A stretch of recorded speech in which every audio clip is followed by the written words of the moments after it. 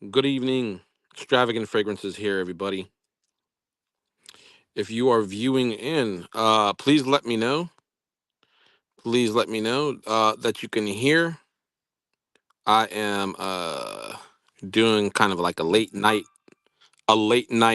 processing of orders right now. So um, if you are viewing in from wherever you're viewing in from, just let me know. Drop a comment, and uh, I will be in. I will be in, checking the chat periodically here. So, uh, but since I'm here, I will go in and kind of give you guys a rundown of what kind of stuff is going out uh, tonight, or should I say tomorrow morning? Or it's actually like 1:42 a.m. ish.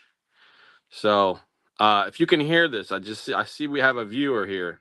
I see we have a someone tuning in. If you could hear this, please let me know. If you could hear this, because I'm actually running this live from my phone. So if you can hear it, please, guys, go ahead and put it in there. Aliana, yes. Gomez, hello. It's been a minute. How are you? I'm from Oakland, California. Great. I'm sorry, Alania. I know I kept messing your name up. I'm sorry. It just looks like it's supposed to be pronounced Aliana, but it's Elena. How are you doing, Monica? How are you doing? Great. Is the audio clear? I gotta figure out because there's just like a little white dot in the middle of the video here. So I gotta figure out if I can put something else here. Let me see here. Let's see here.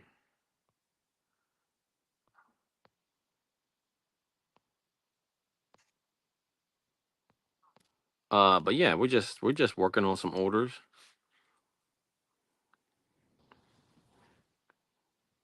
Okay, great, great. Just got a new phone, so I hope this is better than the last mic.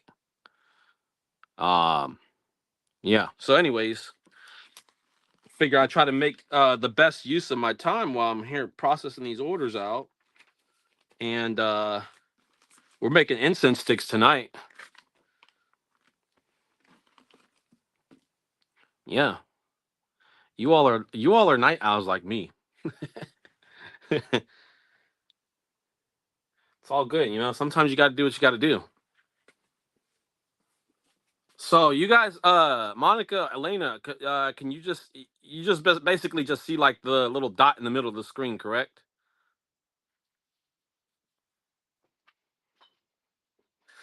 Got to get down on these sticks here. Got to get these done. Got to get them out.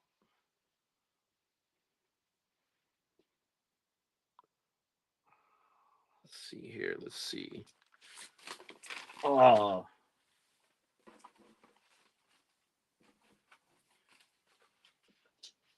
I'm actually putting some samples together too. That's sometimes samples. Uh, it can just be really tedious sometimes. So I want to knock that out first before I do all the other stuff. Mind and body, Henry. How you doing, buddy? How are you doing? I'm actually working on your order tonight, man. Just please bear with me.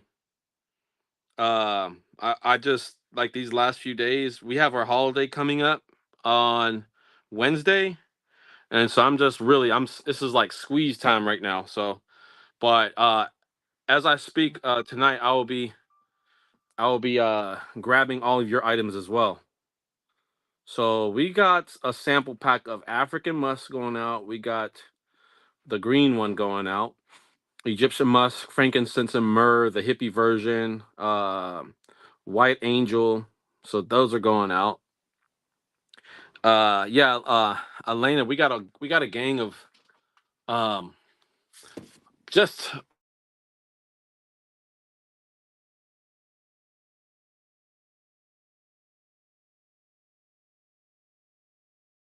we got some of the remember me that's going out tonight.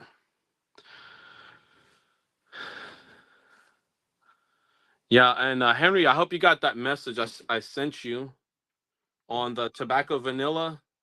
I've got plenty of that, man. Plenty of that. And I'm gonna be. That's a good reminder because I do want to add new burning oils to the website because I got a few burning oils that I want to add. I've been kind of lacking on that one. I got some really good ones. I think I can offer up there. I was thinking about doing a well, not thinking about it. I'm actually going to do it. Which is the 1,000 flowers. I want to offer that in an incense oil. 1,000 flowers. That's always been something I've carried in stock as an imported fragrance, but I want to offer that as a burning oil for incense. So keep an eye out on that.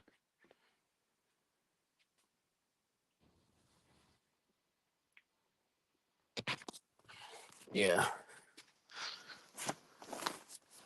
And I forgot all my sample bottles. Actually, no, I forgot my sample bottles, but I don't. We got wholesale bottles going out as well.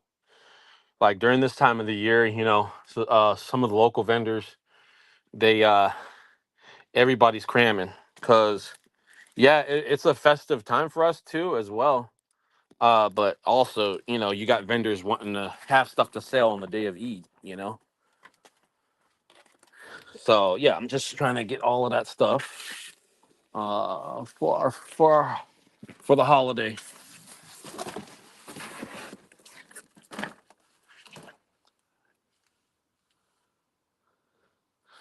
Elena, you said you would buy that one too. Okay, cool, cool, cool. Yeah, that Thousand Flowers is an import fragrance. Actually, believe it or not, I've gotten more guys who bought that one than I did women. It definitely has an import smell, and I had a hard time finding that. Like you would think that like my main connects with the 1,000 my other import fragrances. You would think that they would have that one, but I had to really really do some digging to find the 1,000 flowers.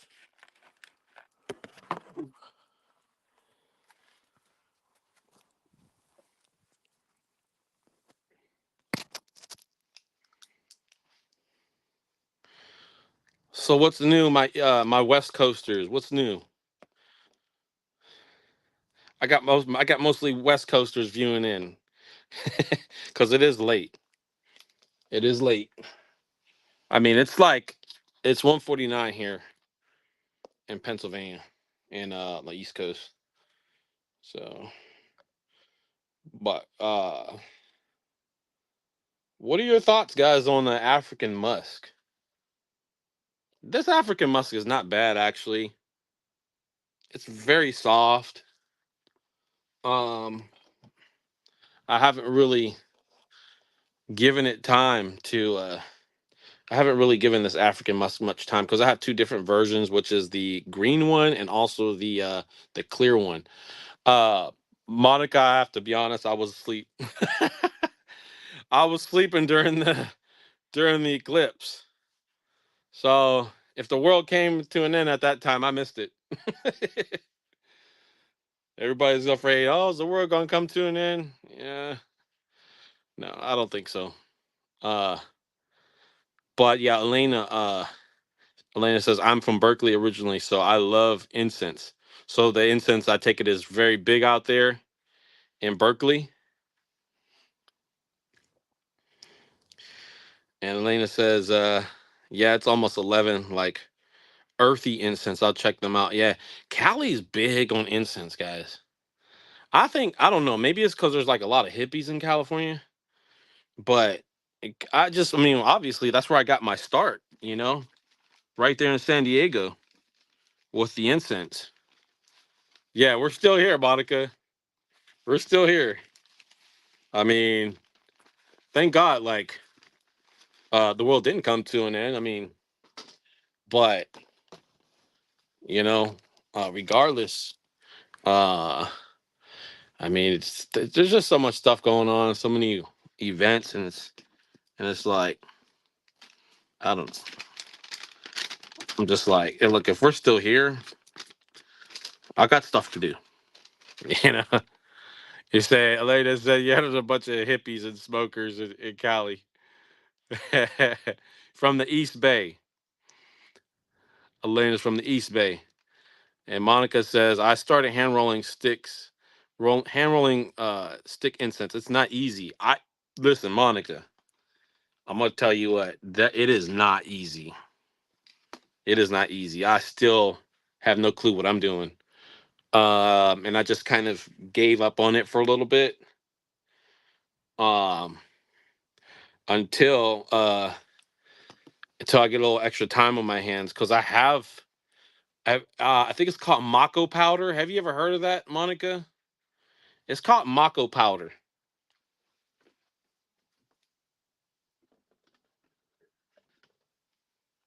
So we got that White Angel Musk I'm filling up right now.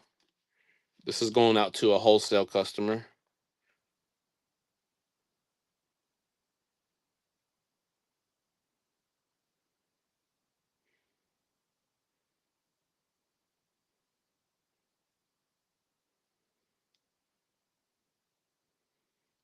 So I've got this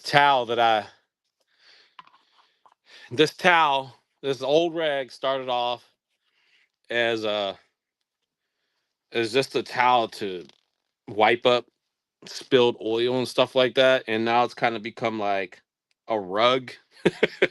And it's got all kinds of just oil soaked into it, and it's just a mess. I need to grab this old rag and wash it because this rag has come in contact with so many spills. Elena says Oakland, Berkeley, Richmond, Vallejo, or is it Vallejo? Vallejo. Am I pronouncing that correct? You know, TGE Bay, San Francisco. Oh yeah, I'm familiar. I'm definitely familiar. I've been out that way. Uh, Monica says she's using Mako to make her incense. So, what is your experience, Monica? What's your experience with the Mako? Because I have some, and I haven't actually done anything with it. What do you combine Mako with to make to make the? I guess you could call it a dough, like an incense dough. Elena Gomez says, I'm doing some homework for a class. I'm talking, chilling, got some candles burning. I burn incense during the day primarily. Yeah. But is it me or do you guys like ever get tired of fragrance? I know this is crazy coming from me, but there's times where I just don't want to smell any fragrance at all. And then there's times like after like a good meal, I'm like, okay, I could go for an incense stick and just let it burn. It's just something, I don't know what kind of craving you call that, but it's kind of like a crave, to be honest. But I have to be in the mood sometimes. Sometimes I love wearing my oils, and other times I don't want to wear anything. Like one of the strangest times, like that I actually don't like to wear oils. I don't know what it is like before I go to the gym. If I go to the gym, I do not like wearing fragrances. Yeah, Monica says she can't do fragrance all the time. I've actually seen vendors. Actually,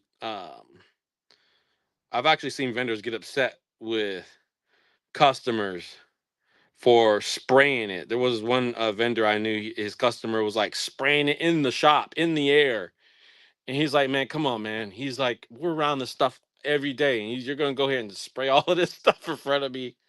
It was funny, actually.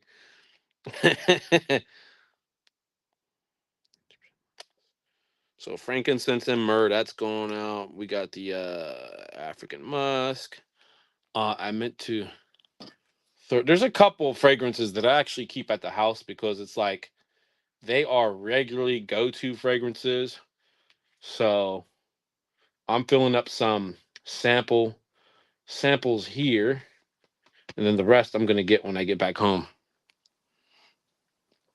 Elena says she loves scent. She burned some Bakor today, so good. I love Bakor. I still wanna mess around and see if I can make a Bakor out of domestic materials, meaning the US domestic materials. Okay, so we got those samples finally. And we've got what else? We have an ounce of oh, uh compared to Gray Vetiver, the Tom Ford. That's also going out. That's not a bad fragrance. That smells more of like a hmm, I'm picking up some earthy, leathery notes with that fragrance. Elena said she used Bacor on top of charcoal. Yeah. Um. So I've seen a couple guys do the Bacor in a couple different ways. Like if you're dealing with like the real expensive, like the oud, that's not scented. The not scented oud. I'm talking like the straight, like expensive incense grade oud. I saw one guy. He had the charcoal, but what he did is he got like a little thin layer of glass, and he put the glass on top of the charcoal, and then the expensive oud he put it on top of the glass. And what he was saying was that it actually it actually uh it it's like it gives like an even burn of the oud. And then I do the charcoal. Well, I haven't done the charcoal in a while, but I used to do the charcoal a lot. Oh, but now I actually use like a regular electric burner. Um, it's easy, you know. I got one Bacor burner when I was in California from I think it was California. Yeah, it was in Cali. It was an electric cigarette lighter Bacor burner, and I plugged that in there. I think it's the job done too.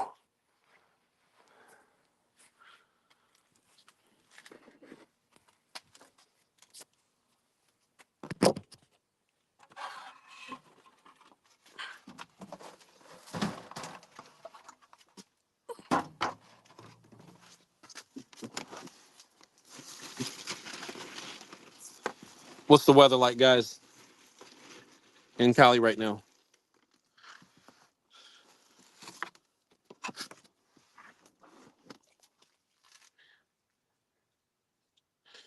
So Elena, did you say so? You say you paid uh $10 to $25 is your range. Is that for a Bacor burner or is that for the Bacor?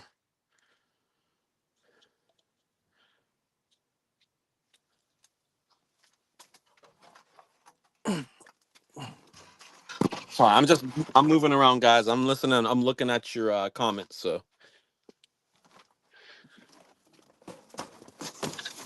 bear with me here. Bear with me.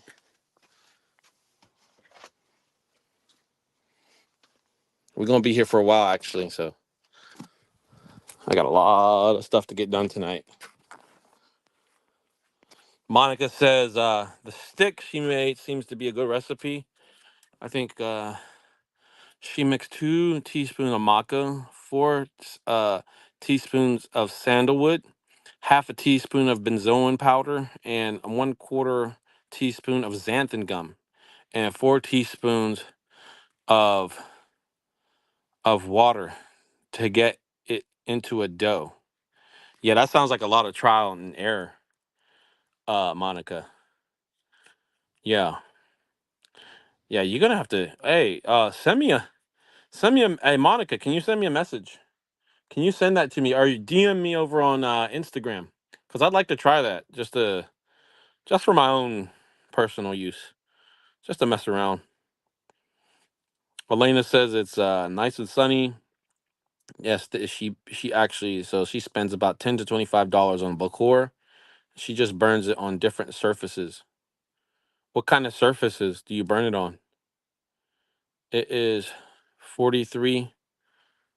Uh, wait, Henry, what you said it's 43 Fahrenheit right now? Really? I mean, I don't know the temperature here in Pennsylvania right now, but all I could tell you is I'm actually I actually don't have my any winter clothes on right now. I'm just chilling here in a sweater outside actually. Well, kind of outside.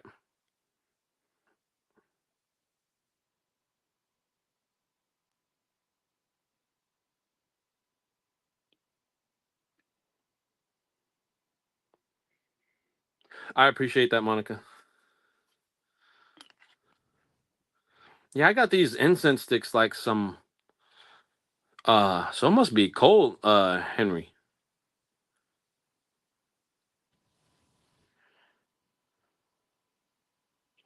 Elena says she burns it the Bokor on iron cauldron, stone bowls. I put the charcoal in the vessel and light it. That's cool.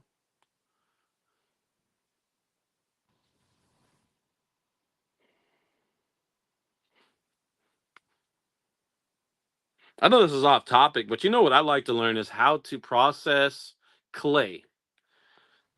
And when I say clay, I don't mean like store bought clay. I'm talking about like clay from the earth and how to turn it into like actual pottery. Like I think that would be a neat experiment.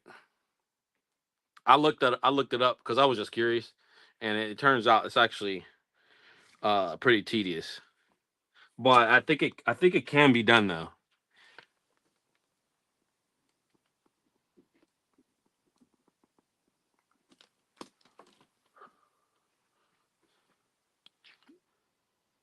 So I'm sitting here smelling the compared to Tom Ford Great Vetiver and then I'm up here I'm thinking about the Creed and I'm like I think those are two totally different Vetivers actually. Original Vetiver, where is that?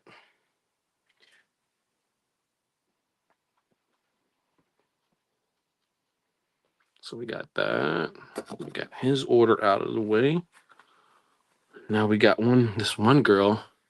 I gotta fix the website because I'm like, there's a section, and for some reason it didn't price the samples. So this customer went in and ordered a gang of samples and was not charged for them. And I'm like, ooh, I'm gonna have to send her an email and let her know that I can't come through on all of these because well she didn't pay for them. But I am going to throw in some freebies for her anyways, since she did actually buy a couple oils here.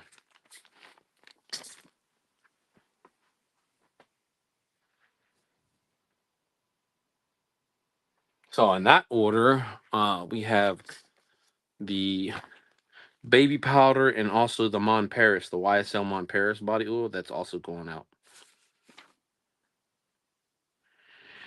And out of these, I'm gonna I'm going to pick out a couple good samples here. Actually, I actually got some Nag Champa back in. I have a really good Nag Champa, and I was actually doing some searching because I was like debating on whether I wanted to not carry that Nag Champa anymore and like carry another one, and that one is just really good. So I was like, okay. I went out and bought a couple different Nag Champals to try because I was like, let me see if I can get those duplicated and have them as my primary Nag Champa, and nothing seemed to come close to the one that I already have. So the one that I do have, however, uh, I don't know who it was. I don't know if it was you, Elena, or Monica, but I had one customer.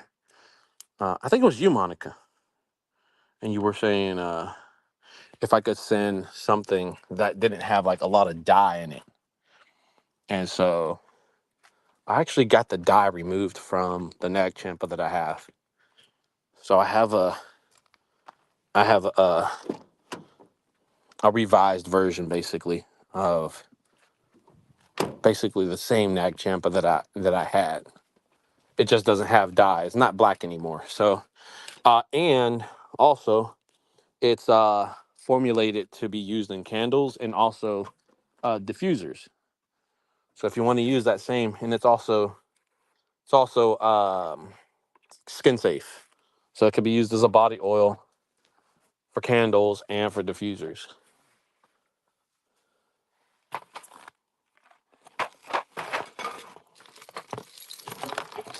So I'm actually about to go and get some of that Nag Champa because I don't think I have any of that over here. Yeah, that was you, Monica? Okay, cool. Yeah. So and I have to be honest with you, I didn't really care for all that dye in that Nag Champa. I don't know what got into me when I got that done. I just I didn't I didn't care for it myself, like I said.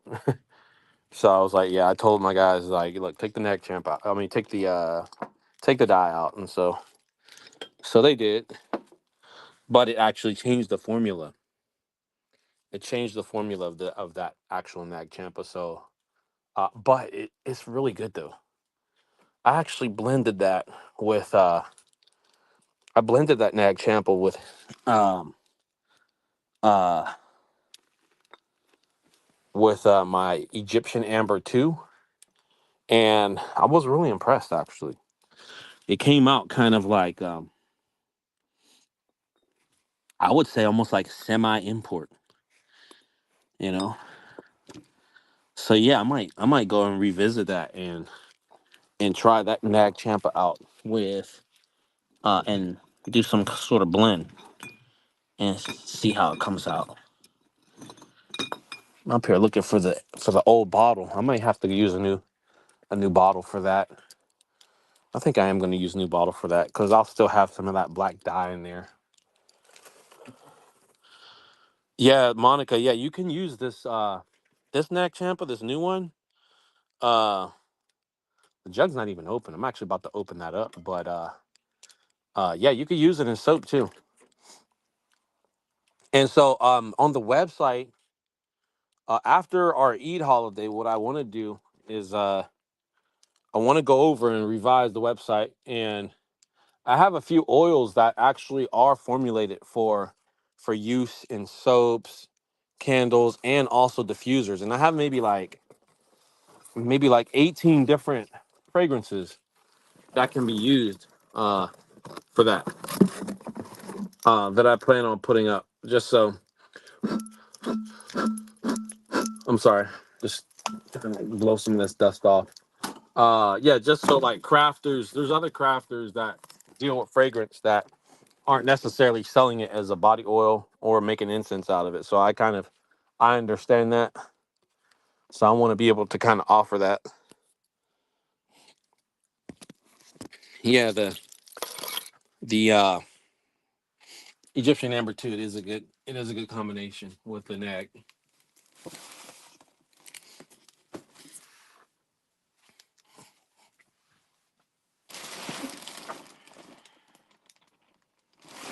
I got some old uh yes, yes, yes. I got some old these giant like 3-inch incense cones when I was back in California. I these cones must be like they must be like shoot. When did I get these cones? Like, man, I got these cones in like 2000 and I want to say like 2012. So these cones are now like what? That's 12 years old, 12-year-old cones. And I mean I sold some of them and I used some of them, but I still got a gang of these cones that are just sitting here. So yeah, we're about to refill. I'm about to refill this I'm about to fill up a new Boston round of the revised version of Nag Champa. And I'm out here in the dark. I got to go over here to the other facility and and pour this.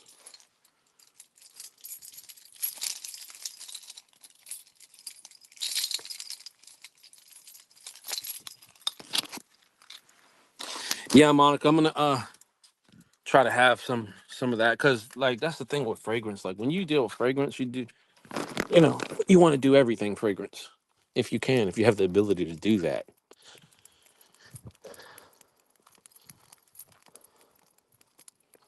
So so Monica, Elena, Henry, was there was anybody freaking out about the solar eclipse today, or was that today or yesterday? I mean, Henry Henry says I have had no luck selling the 2-inch incense cones at all. Yeah, they're just. I'll be honest with you, man. They are they're just costly for the amount of cone that you get. I mean, it just I just can't justify selling a big fat incense cone for the price that someone can get a whole bundle of sticks for. And that's probably what you're experiencing.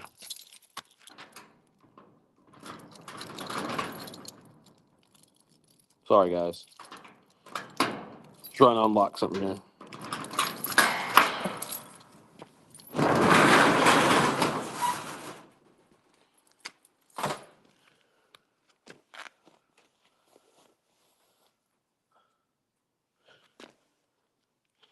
So Lanny said no, nobody freaked out. Monica says not in my area. Seattle is too cloudy. So they didn't. Yeah, I've been through Seattle before. So I know it is kind of gloomy out there as it is. So they probably didn't miss anything.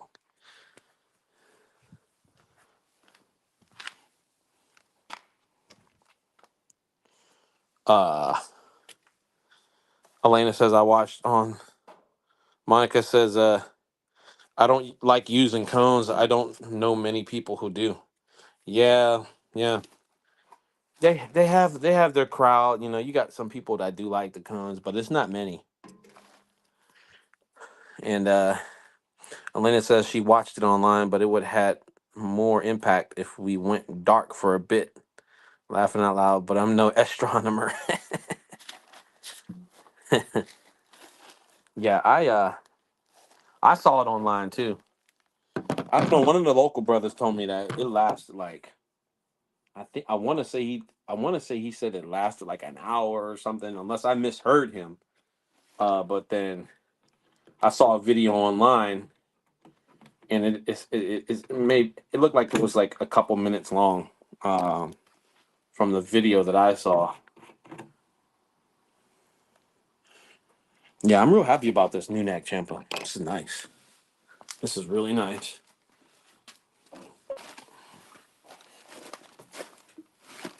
Hold on, guys. I'm actually gonna I actually gotta pour this real quick, and I gotta focus so I don't spill.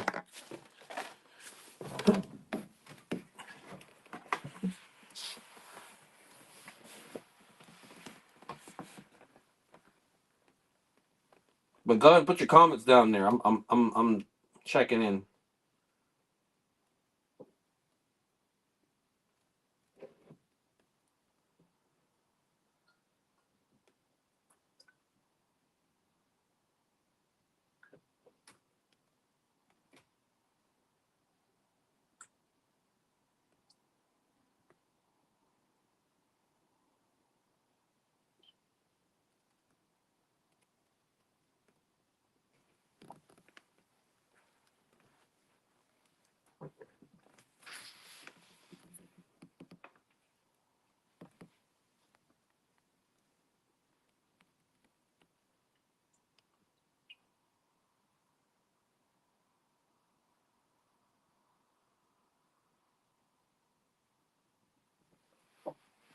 All right, I'm back.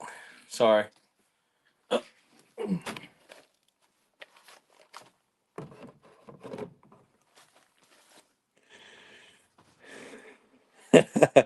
Henry.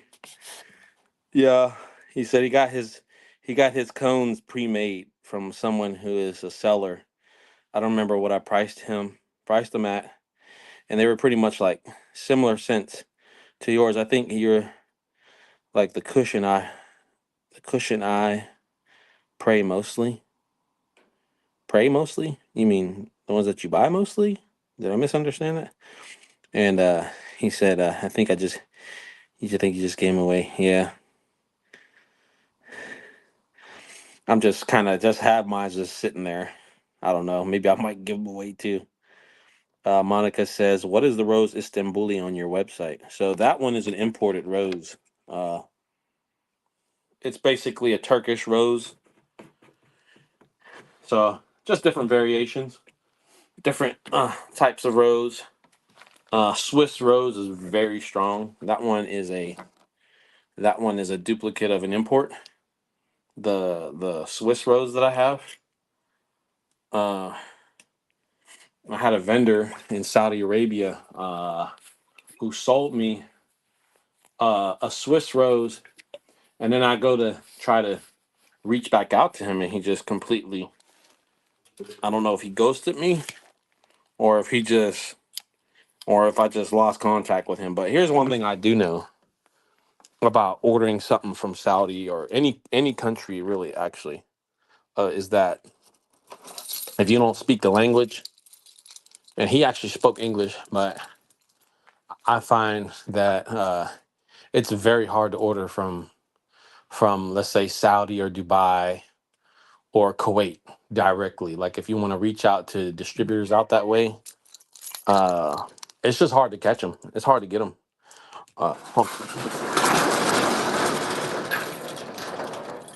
But anyways, yeah, Monica, that's a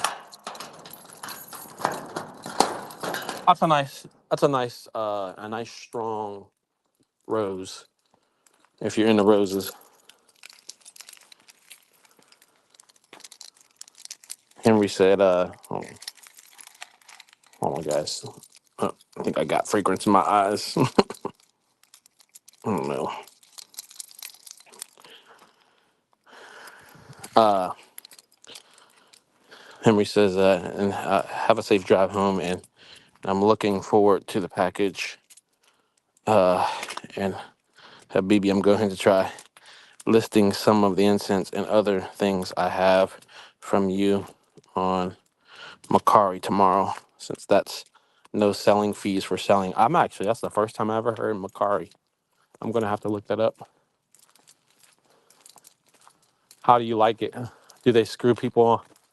Do they do they have a reputation of screwing people like Etsy? Because Etsy's kind of like sell at your own risk type of situation, or sell today and it's like you have no idea.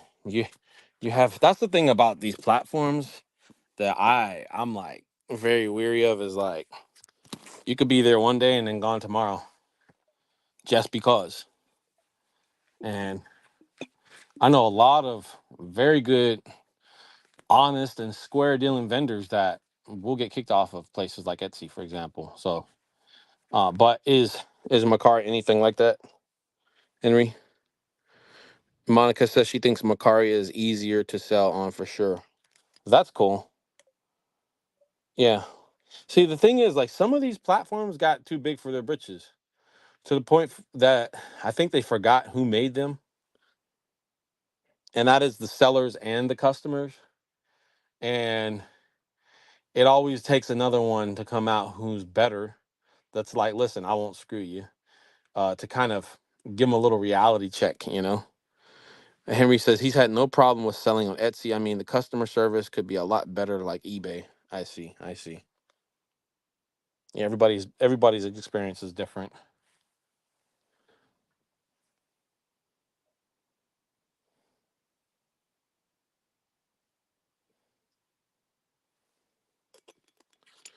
Etsy basically doing everything for their shareholders, not the people who made them. I agree 100% with you there on that one, Monica. See, the thing is with these companies, yeah, they've gotten so big that it started off as like, here, we're offering this. But because the thing is, like, when you start bringing in shareholders, now you're bringing in a pimp. You get what I'm saying? You bringing in a pimp between. I'm saying it just straight like that because that's just what it is. You're bringing in a pimp to be between you and your money, and I don't like that. I don't want a pimp between my customers and my transactions and my money. Like get out of the transaction. You know, to me, that's really kind of I don't like it. I'm absolutely opposed to that. Monica says you're either a pimp or you're being pimped, right? Yeah. Yeah, it's no. It's a no-go. That's a no-go for me. So yeah, so this girl, I'm actually gonna give her some of the new nag champa. And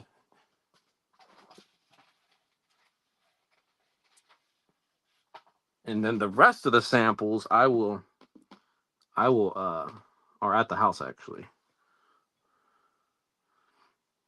Like Zara, Prince of Real Estate, how's your fasting going? We just here, man. We just here. Did you see the solar eclipse, brother? We're just here processing some orders tonight. That's why I'm not on camera right now because I'm just yeah. But I am checking. I'm tuning into the conversation here. Alhamdulillah, doing good last day. Yeah, actually, it was really easy for me today. I have to be honest with you, bro. The Elena Gomez, you have a good night too, and thanks for tuning in to the chat. Uh, yeah, yeah. It was tough, man. It was a tough Ramadan for me, man. Monica, you have a good night too. I'm sorry, Monica. Monica, say good night to Elena.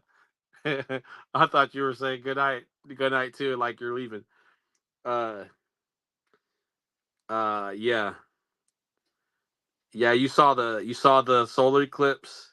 No glasses. Seems like my eyes could still see. Laughing out loud. Yeah, I heard like you're like not supposed to do that because something bad will happen. But yeah, I actually slept through the solar eclipse. Tough Ramadan, but we made it. Alhamdulillah. Alhamdulillah. Um, I can feel the benefit though. I mean, I have to be honest. I could have done better, but I'm gonna try to get those 6 days, man. And I got some days I got to make up as well. Yeah, it was not an easy Ramadan. It was not easy.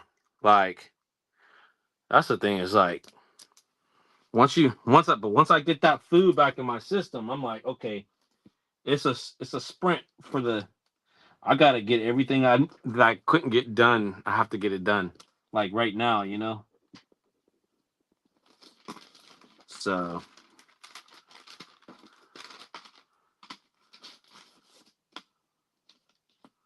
Prince of Real Estate. Yeah, what state did you say you were in again, bro?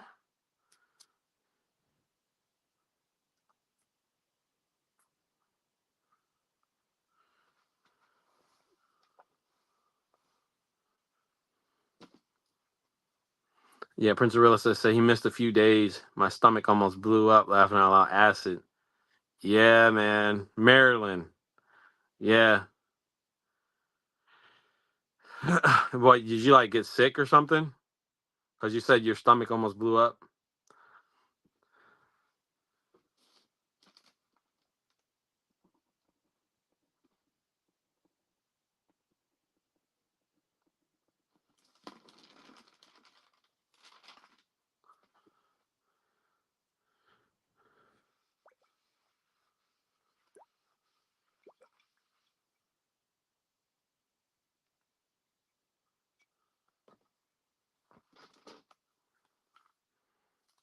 You guys are coastal over there in Maryland.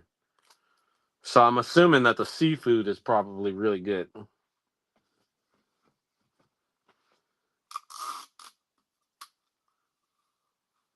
You missed the horror. Oh, you missed the horror this morning? Oh man. I'll just rip this tape. Yeah, that's the worst. That's the worst. You missed you missed the horror, man. So for those who are watching and like Monica, I don't know if you're still there, but like sahur is like we eat the breakfast before we start the fast, and you got to stop eating before the sun comes up. And so like sometimes like some Muslims will sleep oversleep where they didn't get a chance to uh eat their breakfast, and you still gotta fast. Like we still have to fast.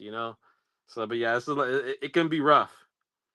But I've had some days where I miss sahur and I'm like actually didn't go as bad as I thought it would. You kind of have to pace through it. Yeah, you say you should be asleep now. Yeah, man, I'm not going to sleep personally. But yeah, if you gotta go to sleep and get up, man, you better go to sleep and have that alarm clock set. The plans for Eid, inshallah, I'm actually going to I'm actually gonna I'll be here with like the local community, and they usually have their festivities like I'm sure on the same day. They're probably gonna have like a cookout at one of the local parks. And so all the families come down, and then like I think the next day they do stuff where they go to like the local um it's like I think it's called Fun for All or something, where they have like go-karts and like games and stuff. And so they'll do that for like the next, because this is the big Eid. I'm sorry, not the big Eid. Wait, is this the Eid that lasts 3 days, or is it the other Eid? But after this, so my plan is so I'll do those festivities inshallah with the community, and then after that I plan on maybe I might have like a dinner with some friends and family. So I might throw like a cookout or something. Monica says my friend in Cambodia it's 100 degrees there. He's been fasting. Sounds so intense. Oh wow. So I take it they have a Muslim community in Cambodia, Monica. I think it's 1 day Eid, but I do 3 days anyway. Hey, sometimes, man, you know how it is. Sometimes we'll do a whole week. It depends, cause like, yeah, it depends on. Not everybody can do the celebration on the same day. You know, yeah, you party a week after Eid. Okay, Monica says so. Yeah, there's a Muslim community in southern Cambodia. Okay, I didn't know that. I never knew that. That's cool. I bet they definitely have their hands on some oud over there, though. Monica.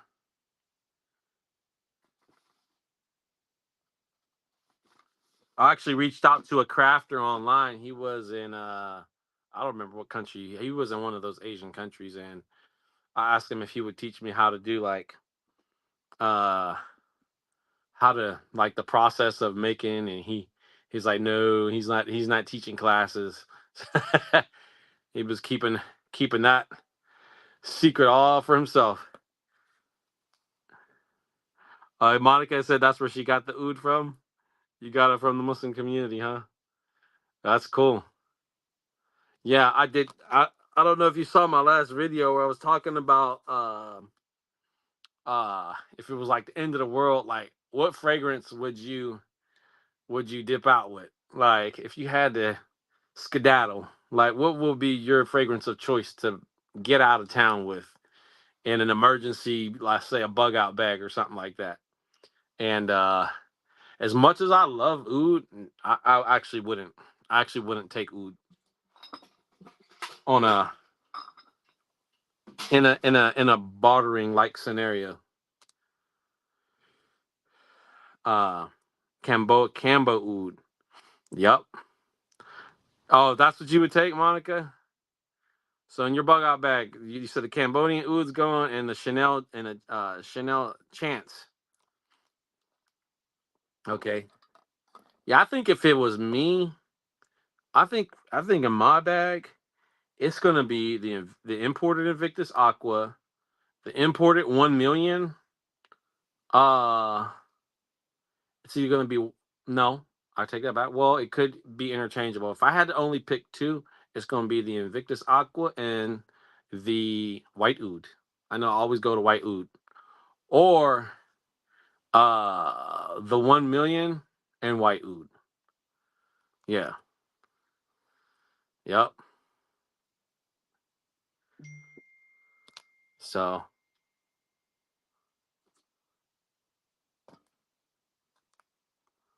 yeah. Let's see here. And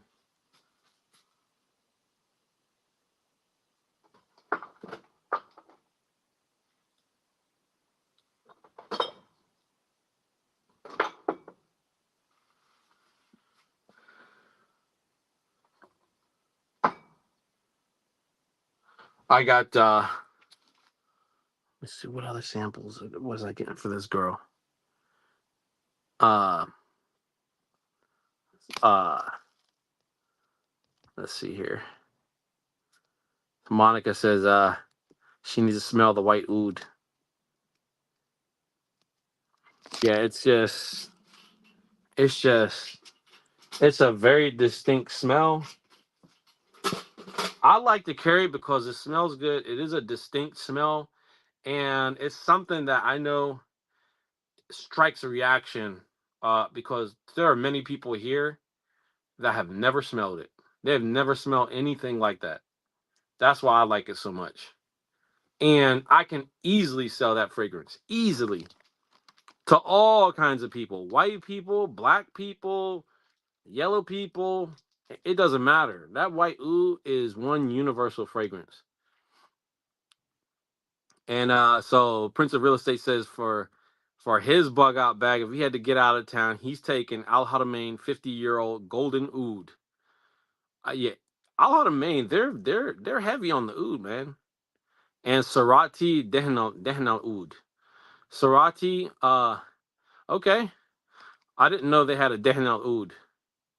But I know Al Haramain, I've been looking at their Dehnal Oud, and that stuff goes out, man. That's a hard to come up on one. A hard to come up on Dehnal Oud. And Prince of Real Estate said he likes the funky oud. You like the barnyard stuff, huh?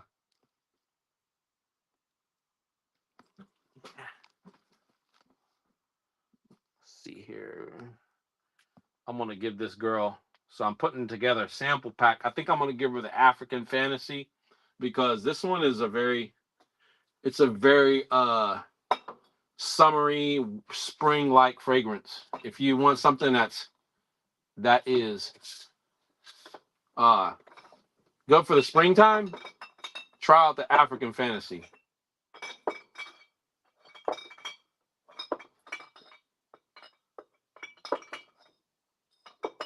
If I can find it. Here we go. Here we go. A golden sand oud is nice. Also, does that is a blend of golden sand and oud? This African Fantasy is really nice though. There's like you can kind of tell there's like some melons in this, but it's not like it's definitely unisex. I'm gonna categorize African Fantasy in the same category as the Lick Me All Over or the Eat It Raw fragrance. It has some very similar characteristics. Monica says, I got the Cambodian oud water. I heard about that one, Monica. It smells floral out of the bottle, but on the skin it smells like straight dookie. uh, Golden Sand Oud is it's an import, a Sarati import. Does the oud smell like authentic oud, Prince of Real Estate?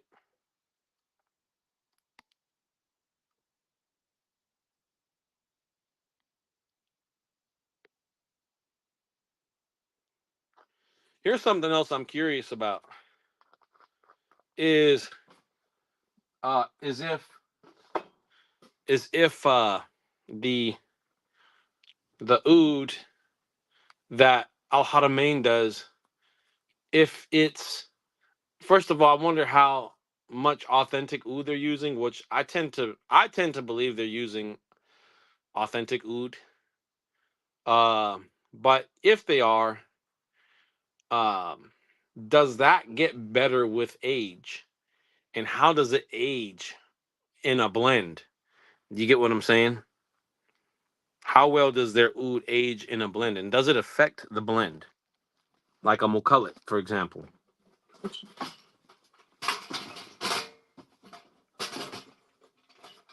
Because I learned something the other day. I was looking at a crafter. This was a what you call artisan who does oud from scratch, and he was saying that companies, I don't know if Cerati, or I'm sorry, Al Hanamein does this, but what they'll do is they'll, like the oud that they process to make the oil, they'll save the remaining oud and they'll grind that up into a bakor and they'll actually add perfume to it, which makes a lot of sense. Because if I was dealing with that, that's what I would do instead of wasting it. You know what I mean?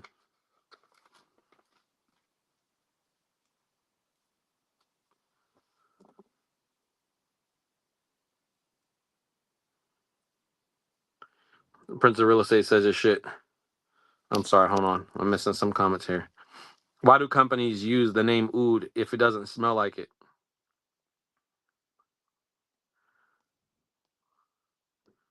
Um,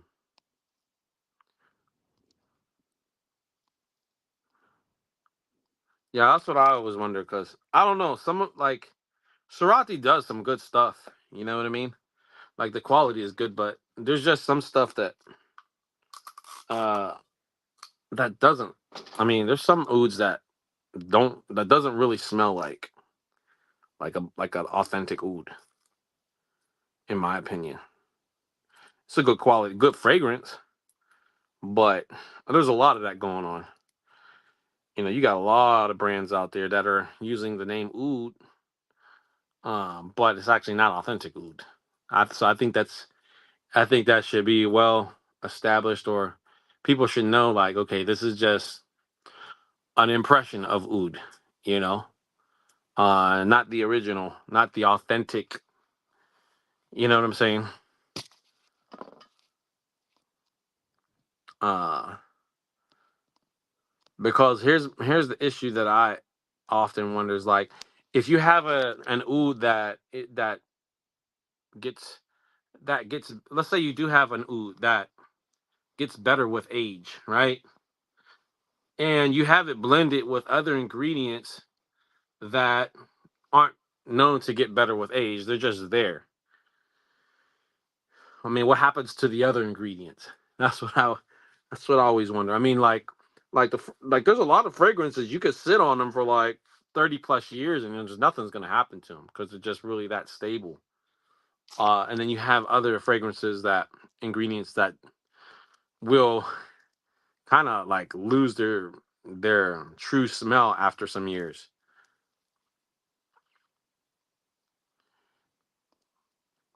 Oud like a hot word. Hey, Prince of Real Estate says oud is like a hot word in the fragrance world, even when it's not a real oud. I know. Yeah, it is definitely. I got one of my friends that just went live. He uh he must be staying up too for so he doesn't miss Sahur. Okay, we got the samples out of the way. We got the gray vetiver, so that's done. And now we're going to work on these sticks and the incense oil.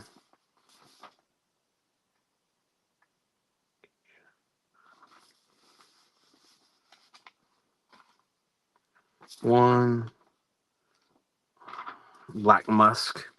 I'm also sending out. So I have my black musk is basically a duplicate of the imported the Musk KL, and that's actually not a bad quality black musk. So I'm sending some of that out. And so yeah, those are going out. It's pretty daggone close to the Musk KL. Uh, do oils go bad?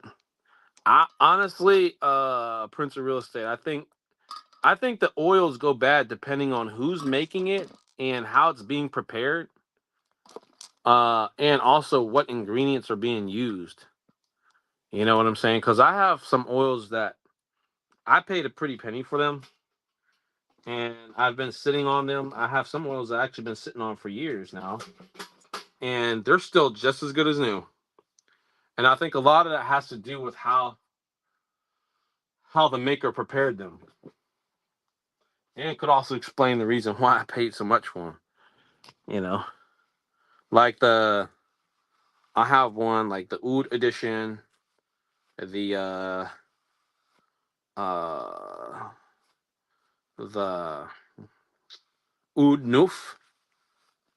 That's those two.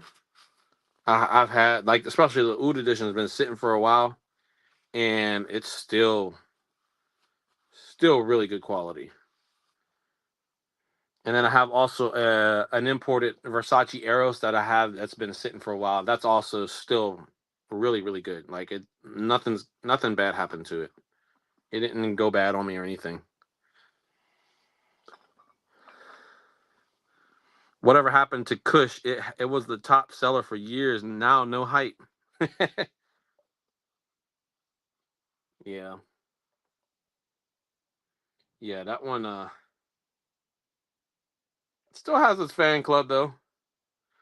You still got some you still got some hold on guys. The wifey's calling me. Hold on.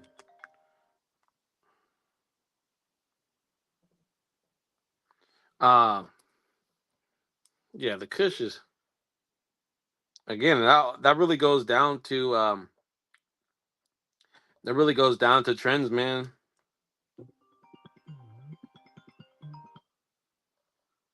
Really comes down to trends. Hold on.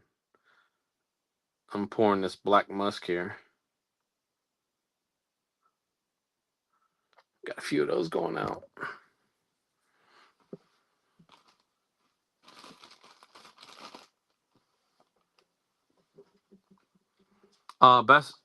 Best oils to layer is Indian sandalwood, I believe. It has a good base for cologne. You think so? Indian sandalwood?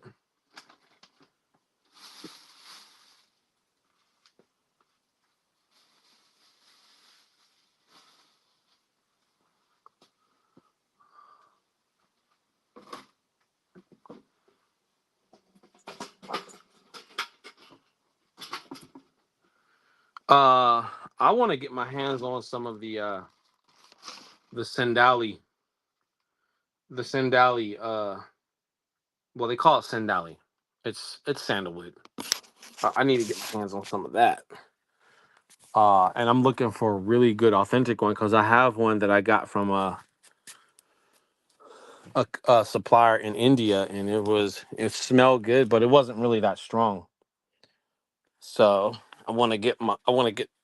There's another connect that I want to try his and see if it's any good.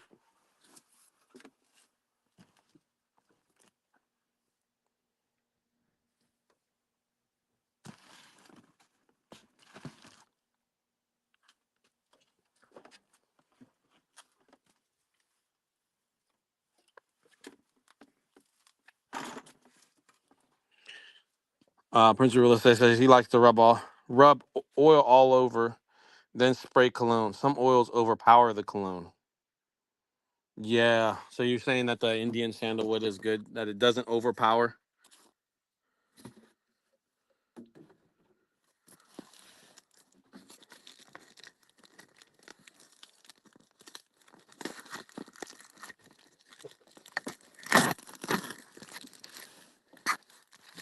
I gotta really be in the mood for layering. I do it sometimes, but I don't really do it that often. Because my issue with layering Prince of Real Estate is like if it hits and then I layered it and then it hits for that moment, then it's like, wait a minute, how much if I wanted to blend this thing, how much would I blend of each thing that I layered it with to make it an actual fragrance? You know what I mean? Monica says, can sandalwood be worn on its own or does it need a carrier? I believe from what I'm told that it already is like a carrier. Like you can already wear sandalwood just all by itself. Yeah, Monica. So I believe sandalwood is basically the same.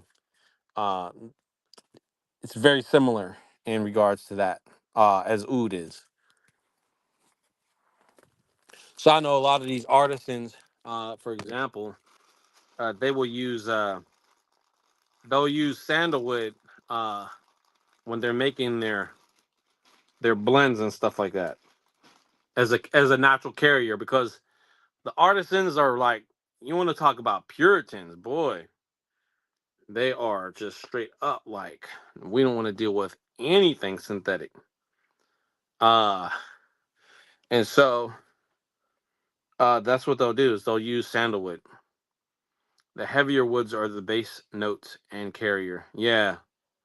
Yeah, like oud is like a base note and a carrier all in one.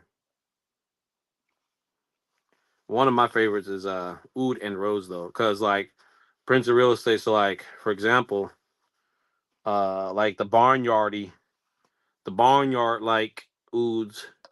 I think the rose, I like rose with that because like kind of balances out the barnyard, and I think it comes together nicely when you're blending the two. He said he had a McCulloch go bad though, too much in it. Oh, too much rose or too much oud.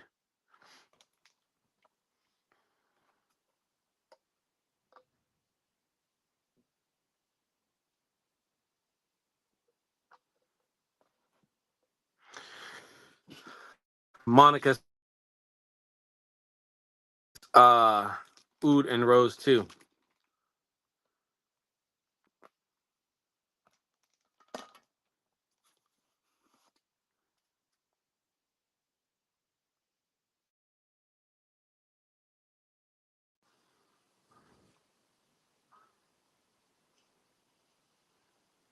Hold on, guys.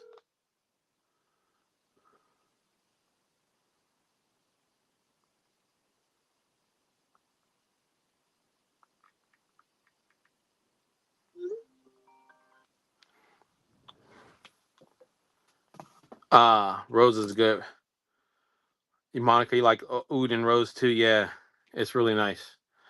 I have another oud and rose. Well, obviously it's not the authentic, which is the Carter oud and rose, and I have that on the web. I think I have that on the website, but uh, it's really nice actually. But I actually haven't sold much of that in a long, long time, and so I don't know.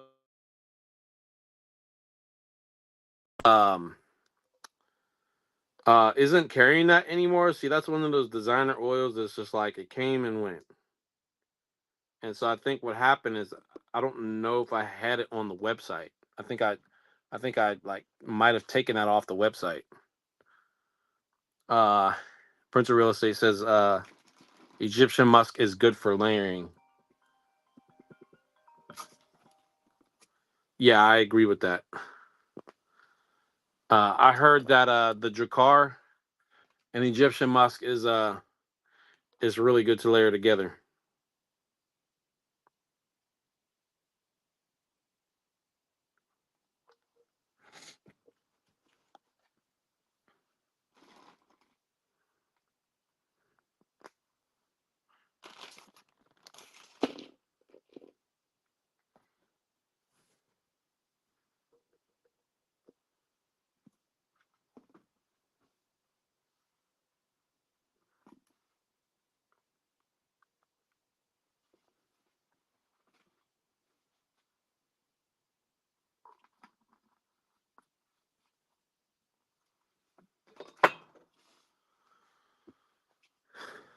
Yeah. So, oh, let me see here. Man, I'm like, I can't find my caps. I'm like, I'm all over the place right now.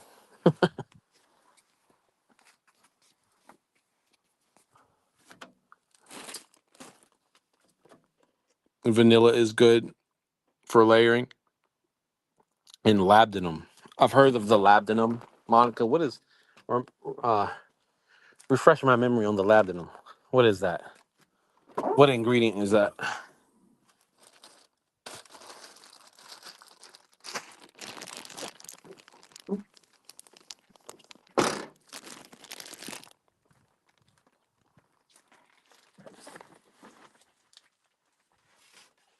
Can't go wrong with vanilla. Prince of Real Estate says, yeah, especially a good one. Definitely has to be made well. Vanilla's very expensive though, actually. So I got a vanilla made here stateside, but believe it or not, Prince of Real Estate, I tried to get vanilla made uh as an import, and my guy couldn't do it. He was like, it's just so. He's like, I don't think he said it was expensive. I think he just said they didn't have it. They couldn't do it. What about chocolate? I've never had a chocolate fragrance. Oh yeah, so I got a really good chocolate fragrance. I mean, it is every bit of chocolate. Uh, Chocolate's nice too. It kind of comes off, believe it or not, like it kind of comes off, kind of like with some similarities to vanilla. Chocolate is fun. Pair with, Monica says, pair it with plum or vanilla. I'll have to try that. So you said it's the labdanum is a brown resin. Where does it come from? What's the origin?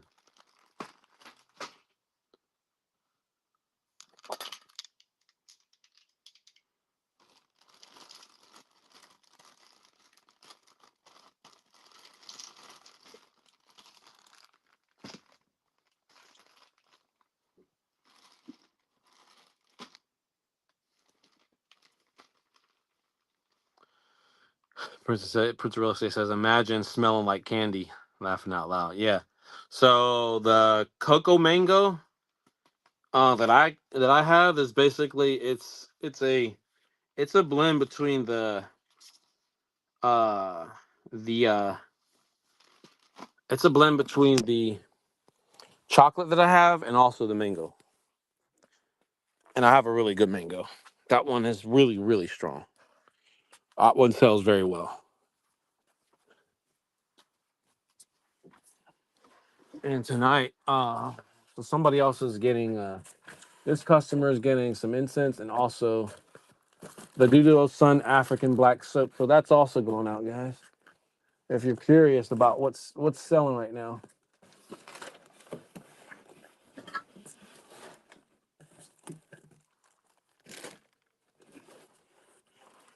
But I'll tell you what, if you so I got some creatine here with all my fragrance supplies. Let me just tell you, if you're dealing with fragrance, don't ever store food or or any kind of consumables around your fragrance, because I still have creatine at my house that tastes like fragrance, and that's because I stored it in the same area as my fragrance. I still use it, but yeah, lesson learned. You said you're unsure about the origin of labdanum. I'll have to look that up because there's, you know, I've always thought that resins, like the only resins there were out there uh, was like frankincense and myrrh, and then come to find out, you got more than one resin out there.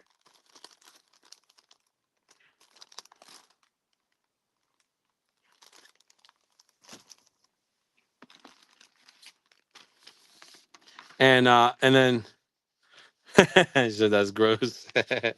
Yeah, yeah, I got stuff in here, man. I'm like, it still tastes like fragrance.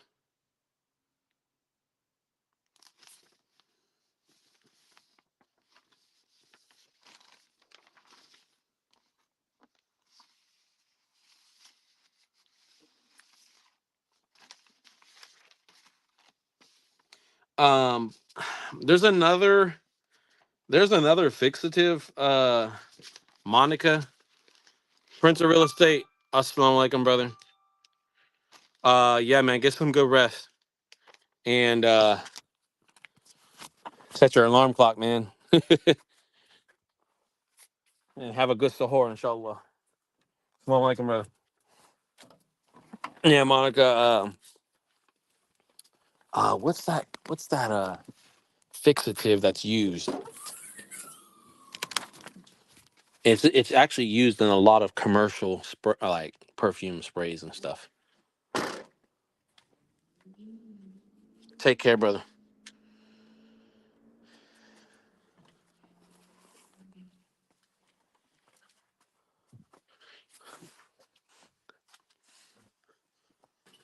There's another one. It's a very commonly used.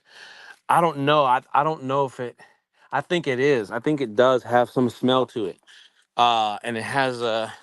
At first, I thought it was just a straight up chemical, and it's on the tip of my tongue. I can't remember the name of that fixative. But it sounded like a straight up chemical, and then come to find out, it was actually it's actually another resin as well.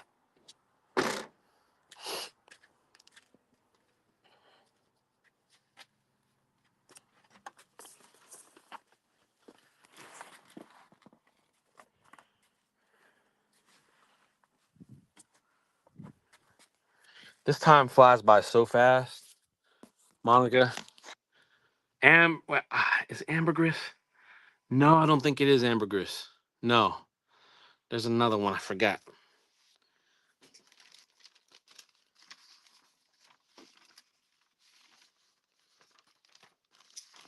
So we got a gang of incense that's going out that I need to get the move on here, and we got some burning oils here.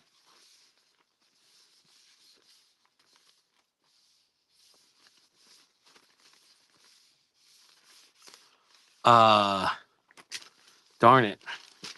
Let's see. Let me look it up real quick.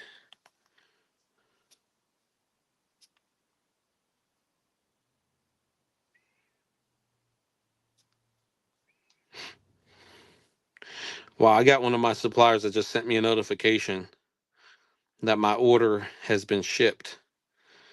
So I know somebody's working late tonight if I'm just getting that right now. Yeah, Monica, I'm gonna be eating soon. But I stop at like 5. The time expires at like 5:30 something. So I still got like well, I'll probably try to be home by maybe 4:45. So I got like another hour. I'm just squeezing here, just trying to get these incense made before I get back home. Hold on, let's see here.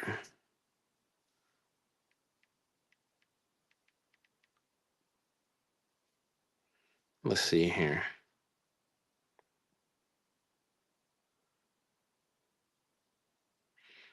Uh,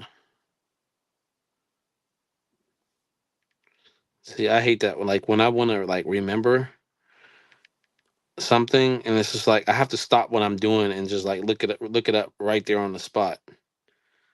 Uh, Let me see.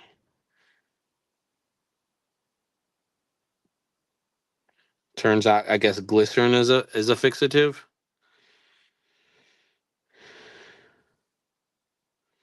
Uh,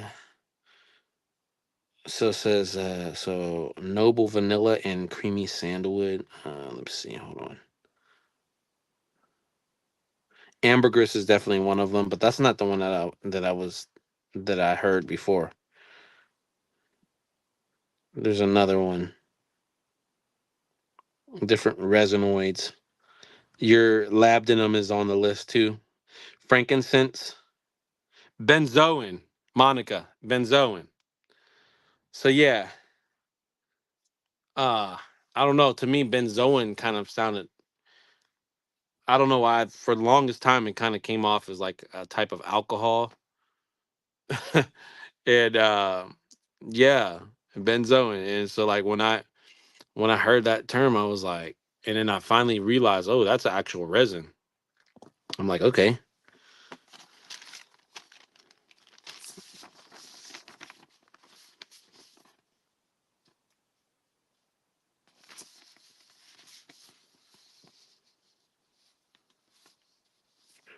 2, 3, 4, 5, 6. We got some 19-inch sticks going out tonight. Uh, so if you want to know what's going out, Tobacco Vanilla, Dragon's Blood, Jamaican Kush, Nag Champa, African Breeze, and Black Sandalwood. I always get a lot of people ask, what are your best sellers? So if you're watching this video after the live, that's what's going out. This is what people are buying. And then over here, we got the 11-inch sticks. We got sage, lavender, fresh laundry, pine, and honeysuckle. So, uh, people are always asking like, what are your best sellers? I mean, pretty much, I guess you could say anything that I carry, because I don't like to carry things that I know aren't gonna sell. But I mean, pretty much, I will say all of my incense are all bestsellers because they all sell well. It just really depends on what the person's in the mood for. And when it comes to incense, people are not as picky with incense as or particular as they are with like fragrances that they're going to wear. 1, 2, 3, 4, 5, 6.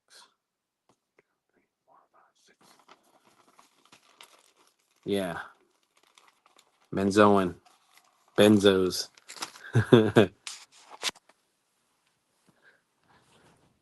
All right.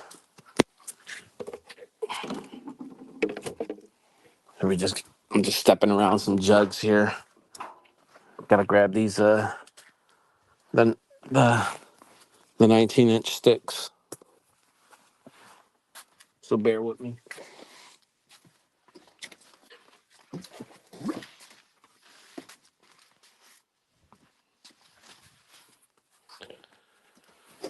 The Monica, yeah. So that's true. People will easily try new incense. Yeah. How come I don't sell resins? Well, first of all, I don't really have a lot of good connections on resins. I actually uh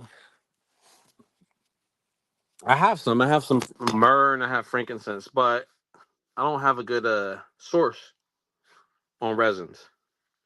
If I did, I might carry some different resins, but uh the sourcing needs to be right and the minimums, you know, if they can, the minimums are good, pricing is good. I just might.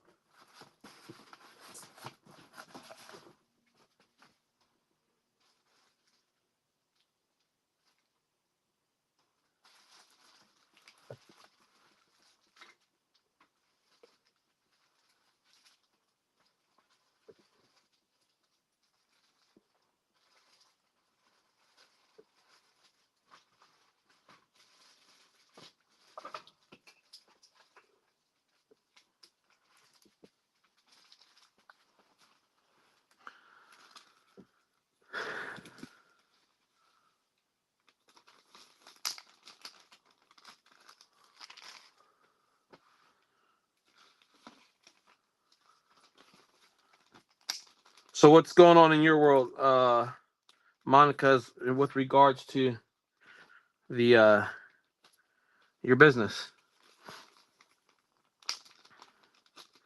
What are you making these days? I think you said you do candles. She says Monica says she's gonna make bigger quantities from you soon. I showed my friend some fragrances and he loved the Safa Marwa and Oud Isfahan. Yeah, cool. That sounds good. I appreciate it. Appreciate that feedback there. Oud Isfahan, that's another get out of town fragrance. If I had to get out of town, I would uh I'd say I'd feel very comfortable and very confident in taking the Oud Isfahan with me. That Safa and Marwa, it's a very good fragrance, very strong. Oh, by the way, the Safa and Marwa, Monica, that can also be used for candle making as well. It's formulated for that, as well as being worn as a cosmetic. Yeah, see, like I was saying in the one video, that to me is an acquired. That's an acquired fragrance because it either hits really well with some people and then others they don't really like it. So that's not something that if I had to get out of town with it, that I could put in front of everybody's nose and feel confident that most people would love it. Now the Oud Isfahan, on the other hand, yeah, I would say so. I've had people from all walks of life smell that fragrance and fall in love with it. Cause I mean, with the Oud Isfahan, you really don't need a lot. Like you can make it subtle if you just put a little bit.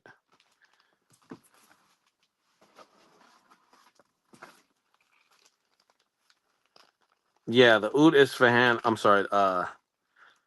He said it's So so which one was too strong? Was it the Safa and Marwa? You said Safa and Marwa is that is a duplicate of an import.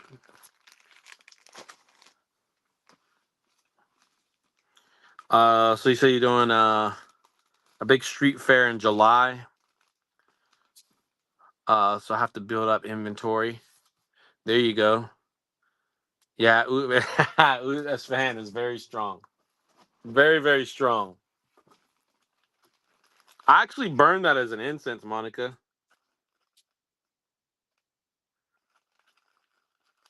Actually, I'm not gonna go ahead and make a bundle of it because that stuff is just very expensive. But I actually experimented with one stick, and I will tell you what, I personally think there's definitely a lot of authentic oud in that because when I burned it, it smelled very, very similar to bakor chips, like oud chips. Yeah, you say you might dilute it. It might go well as a blend.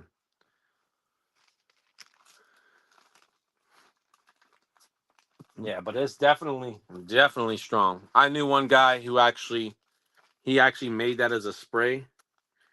He got these atomizers, like I think they were like the 3 ml atomizers, and it has like a black case that goes over it, like a black covering that goes over it. And he was turning around. He would sell it as a spray with the perfumer's alcohol, and then he turned around and sell them for like $20 a pop. And I actually bought one off of him before I actually knew uh, much about that fragrance.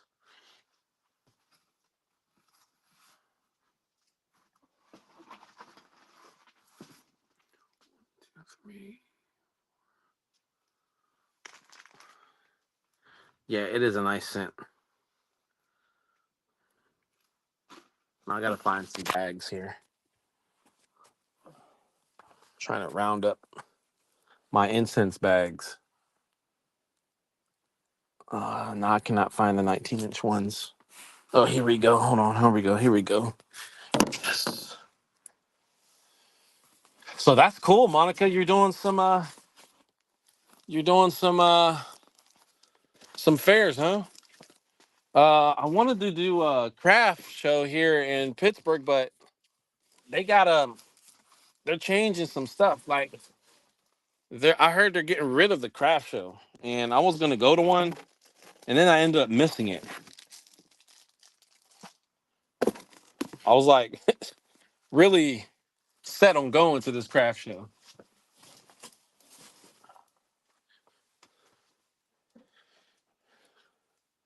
Here we go. We got our 19-inch incense bags.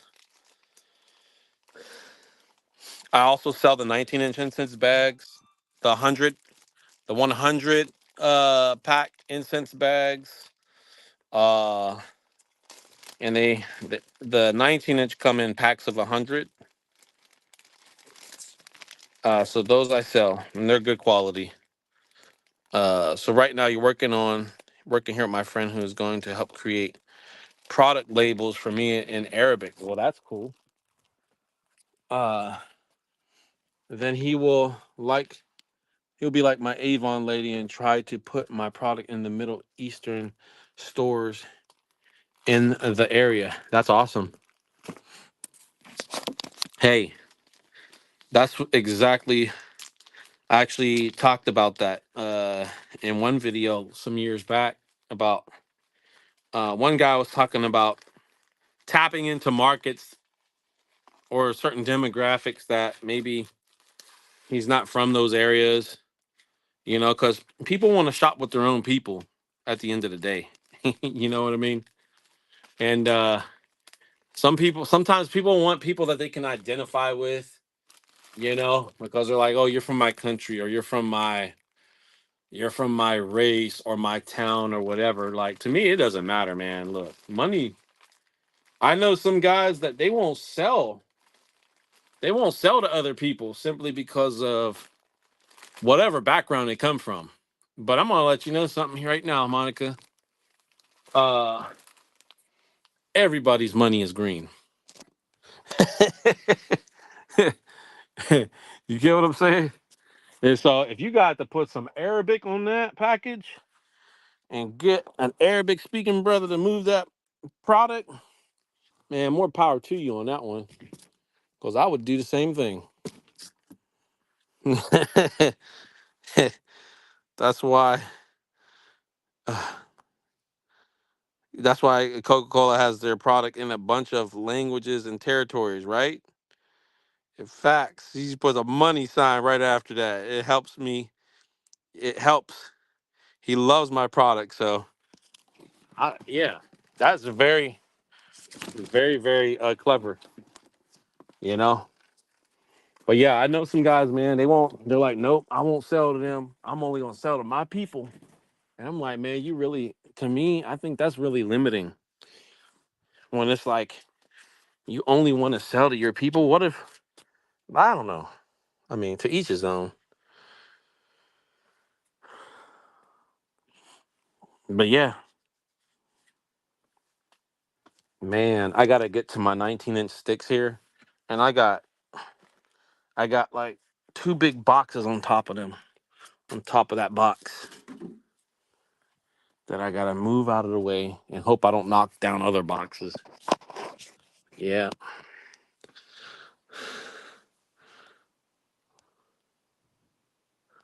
So what kind of products are they, Monica? As long as it's authentic and with integrity. Exactly. Exactly.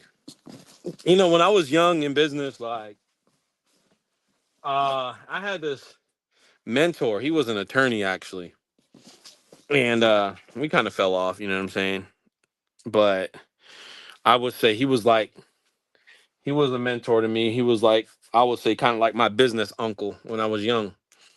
And there was one guy that was like, no, I don't want to sell to this guy because he's a big jerk and this and that. You know what he told me? He said, listen, he said he said to me, he said, a prick's money is just as green as anybody else's. And I learned a lot from that. It's okay to sell to pricks, you know, as long as they don't try to rip you off. You know, I mean, if it's gonna be good for my business, and like I said, they don't want to rip you off, and you can do business as usual, and then I don't care. Right? I've had some customers in the past that were. I remember one lady. I'm like, this lady was extremely rude. Extremely rude. I mean, she bought from me, but I'm like, man, is that all that energy necessary? You know?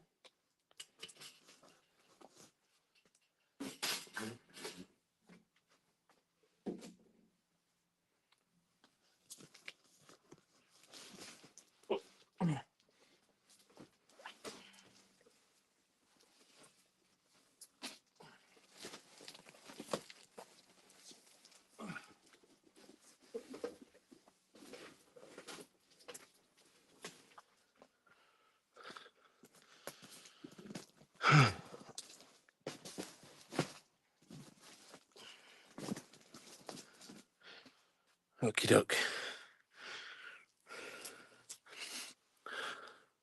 There's a lot of fragrance vendors in the East Coast, it seems.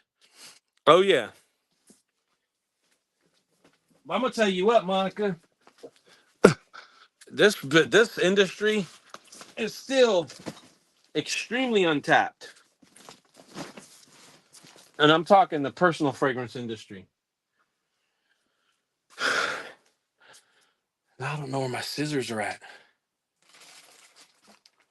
I gotta get this box open, and it's got like these plastic straps on it, and I don't have anything to cut it open. Man,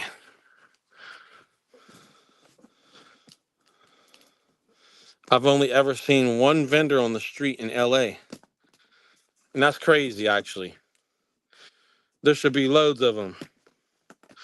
If you want to talk about just the cost of living in LA, why don't you have street vendors everywhere?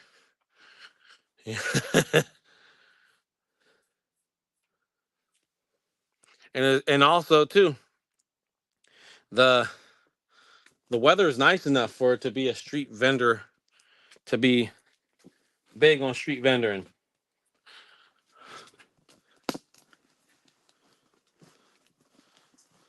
No one in Seattle. I don't know.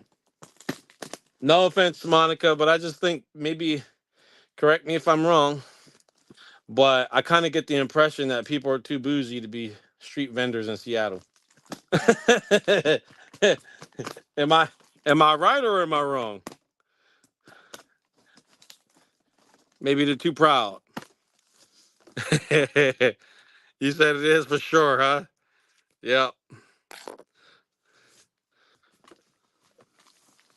That's that's what holds people back. People are too afraid of what somebody's going to say about them. And I'm here to tell you, look, when it comes to paying the bills and providing for your family, uh I will tolerate. I will I do not care about being humiliated going door to door to sell a product. I do not care, cuz it's honest business and it's honest money. Ironically, there's a large grunge makers type here. Grunge? What's grunge, Monica? Uh, I like LA more like that and more like that. Seattle is kind of dirty. Oh, okay. But people here are more closed off and introverted. I see. I see. Yeah, I did hear that about Seattle.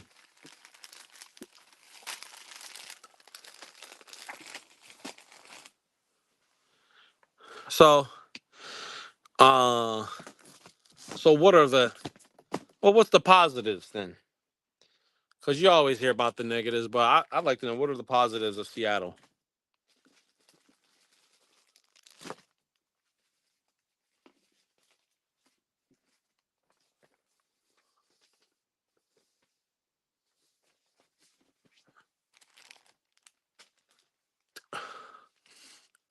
There's a lot of small business support though. Lots of street fairs and festivals year round. Okay. Well, that's good. So there's a that. I mean, as long as there's like a venue, you know what I'm saying? As long as there's a venue for small businesses.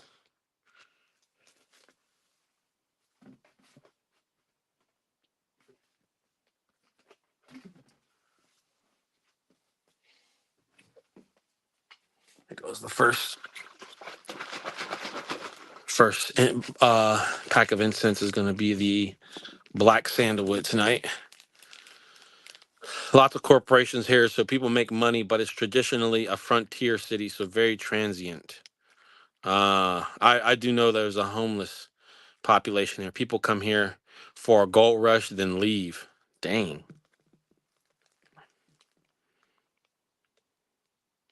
So it's it's almost like a prostitute. They just come and use it up and bounce, huh, Monica?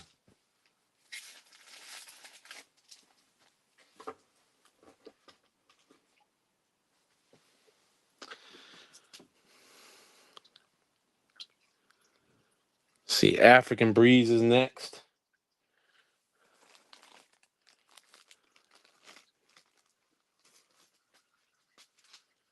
That's exact in bold letters, Monica says that's exactly what it is here. Lots of creative energy. Yeah. I don't know. How do you feel about that? How do you feel about I mean, yeah, I get what you're saying. But I don't know. Honestly, I would probably say like a lot of the United States is like that. People come here, they come here for the benefit, they come here for opportunities, and then they just leave. Some stay, you know what I'm saying? But uh I don't know. Microsoft, Amazon, Boeing, Starbucks, Nordstrom. Okay.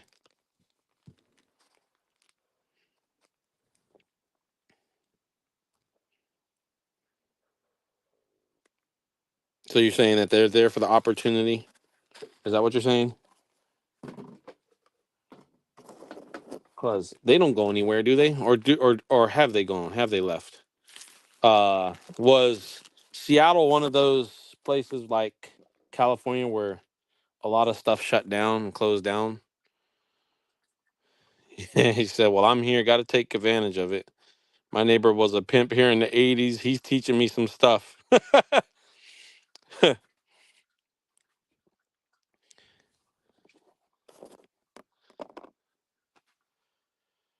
So what kind of things have you learned from your neighbor?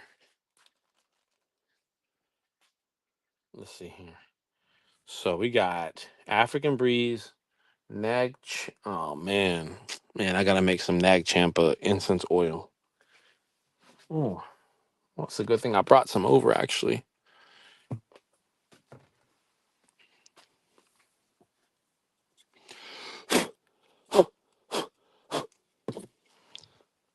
Uh, I'm saying it's worth it to start something here if you have a good idea. Yeah, how to read people. Yep, yep. That you know who's good at that? If you ever go south of the border, I watch the merchants how they read people. Especially they'll look at you knowing you're not from there, and they'll be like, "Hey, amigo." All you gotta do is you just put your eye on one piece of merchandise that they have, and they got you. And it's like, "Hey, amigo, come over here, my friend. It's always my friend." And then next thing you know, they're closing you. Where did I put that Nat Champa now? I brought that back over here. I'm all over the place here.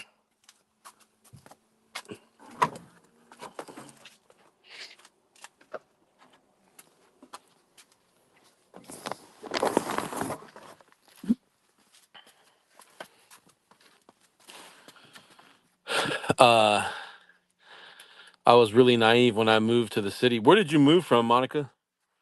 And when I do markets in person, it's easy for me to read what someone is looking for. Yeah, you gotta be up on the cues. Definitely gotta pay attention to the cues. And that pimp that you was talking about, I mean, look, that goes to show. I mean, you can learn so many different things from so many different people. You know, uh, that's what I've learned.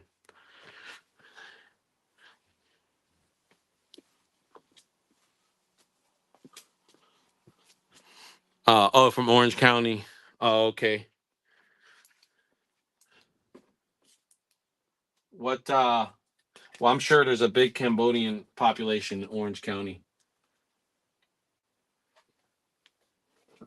Righty. Yep. I went to the other facility to get my Nag Champa and didn't realize I wasn't just grabbing that for body oil, but I was also grabbing that so I can make. I was gonna actually be needing it to make more incense oil. So we're making some Nag Champa incense oil. Yes, yes, yes.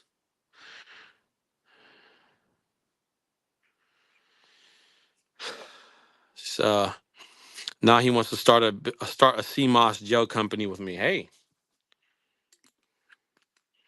yeah. I mean, it's good, clean business. Good, clean business transactions.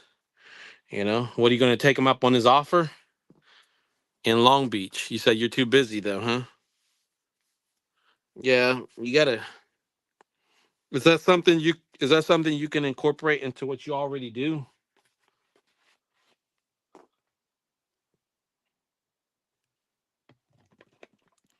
Because if it is, then why not? Right? But I don't know.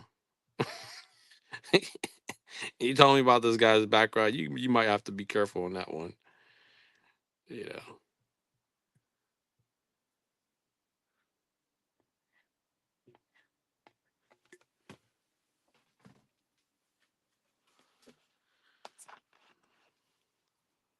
Fragrance first. So you're saying the fragrance is the priority, huh?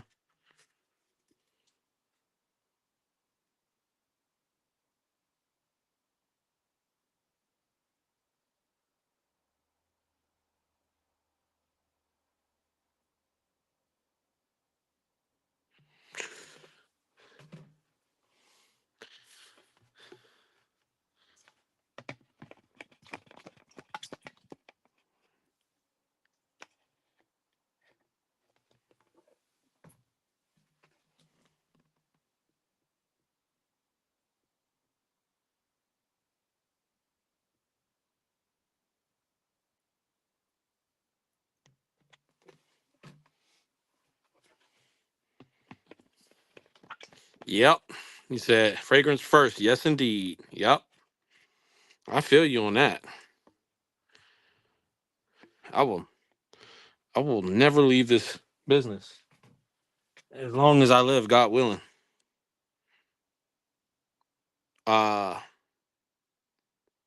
yeah. Once you get into this business, it's. I talked to a lot of vendors, and you know what? One vendor told me, he's like, once you get in this, there's no getting out. He said you already have so much inventory, and I best wishes on you, uh, increasing that inventory and also getting a steady flow of inventory coming in and going out. You know,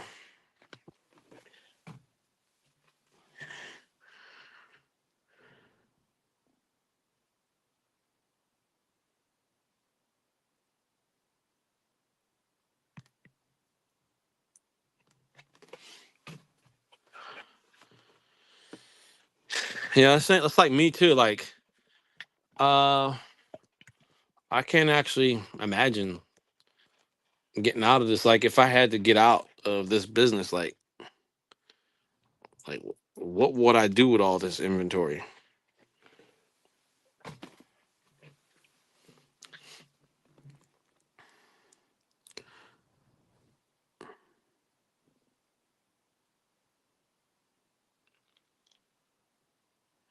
I'm up here pouring some DPG right now. I haven't made Nag Champa incense oil in a while.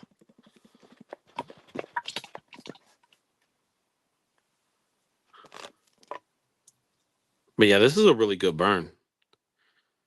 Yeah, I do keep it in storage, the Nag Champa. Yeah, are you talking about inventory? Inventory, yes. Yep.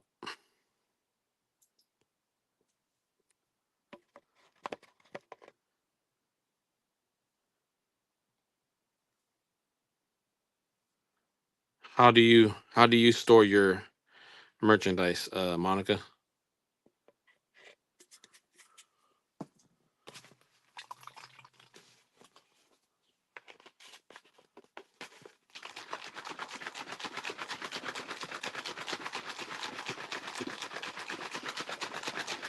We just shook up the Nag Champa oil.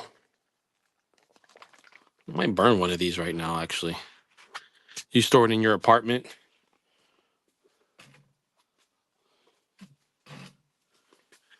Yeah. There you go. Got to do what you got to do. You have to do whatever you got to do. You said you don't have a lot of space. Whatever works. As long as you got a system. You know what I'm saying? When I first started, I stored all my inventory in my apartment.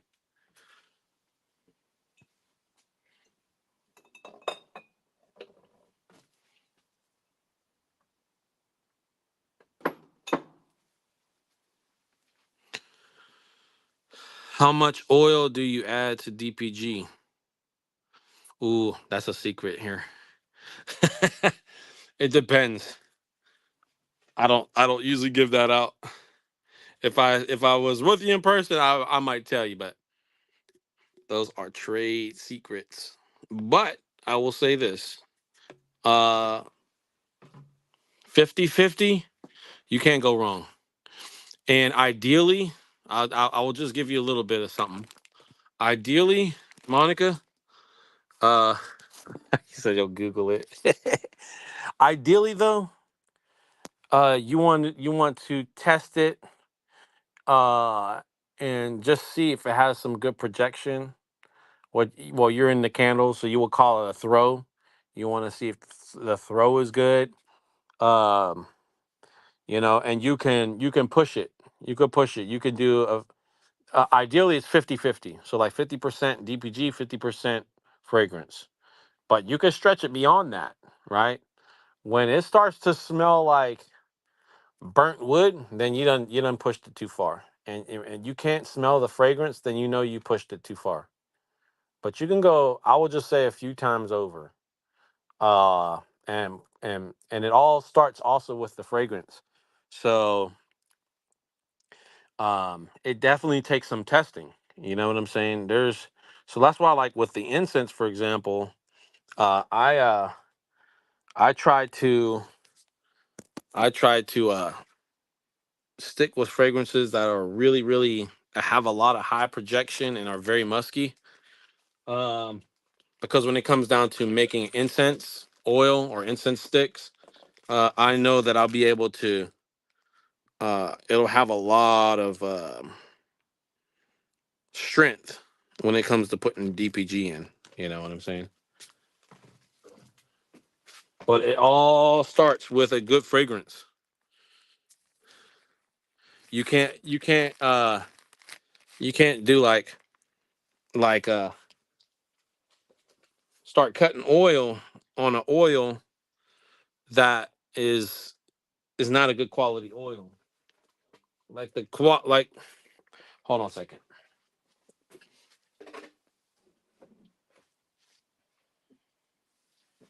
And the oil you want to start with is going to be the the type of oil that you're going to be using to make, let's say, candles, for example. That's the best oil to make incense sticks, in my opinion. Like some body oils do very well, like tobacco vanilla, but also the tobacco vanilla that I carry, it's also formulated to be used in candles as well. And I have a really good dragon's blood, but these are all good for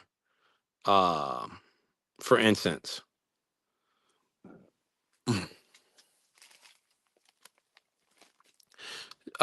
So uh she says, Monica says, I was gonna hand roll incense, but this ish is tedious. So I might try the DPG method, right?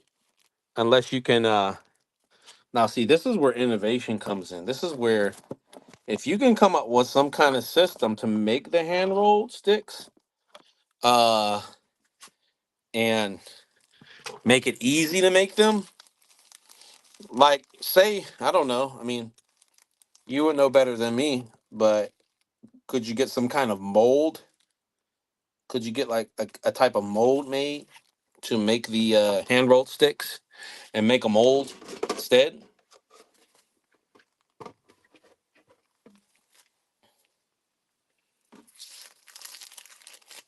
We got dragon's blood.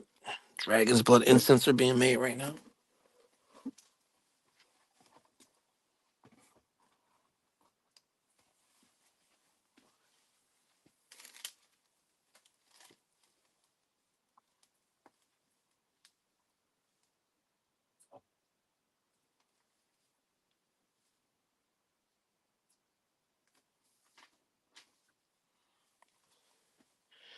The next batch of sticks I'm making is gonna be the tobacco vanilla, if I can find it. Uh, so you said, cool. I'll probably have some scents I can try with. Listen, Monica, like, especially if you're dealing hand to hand, um, there's definitely money to be made with the DPG method. Uh, yeah.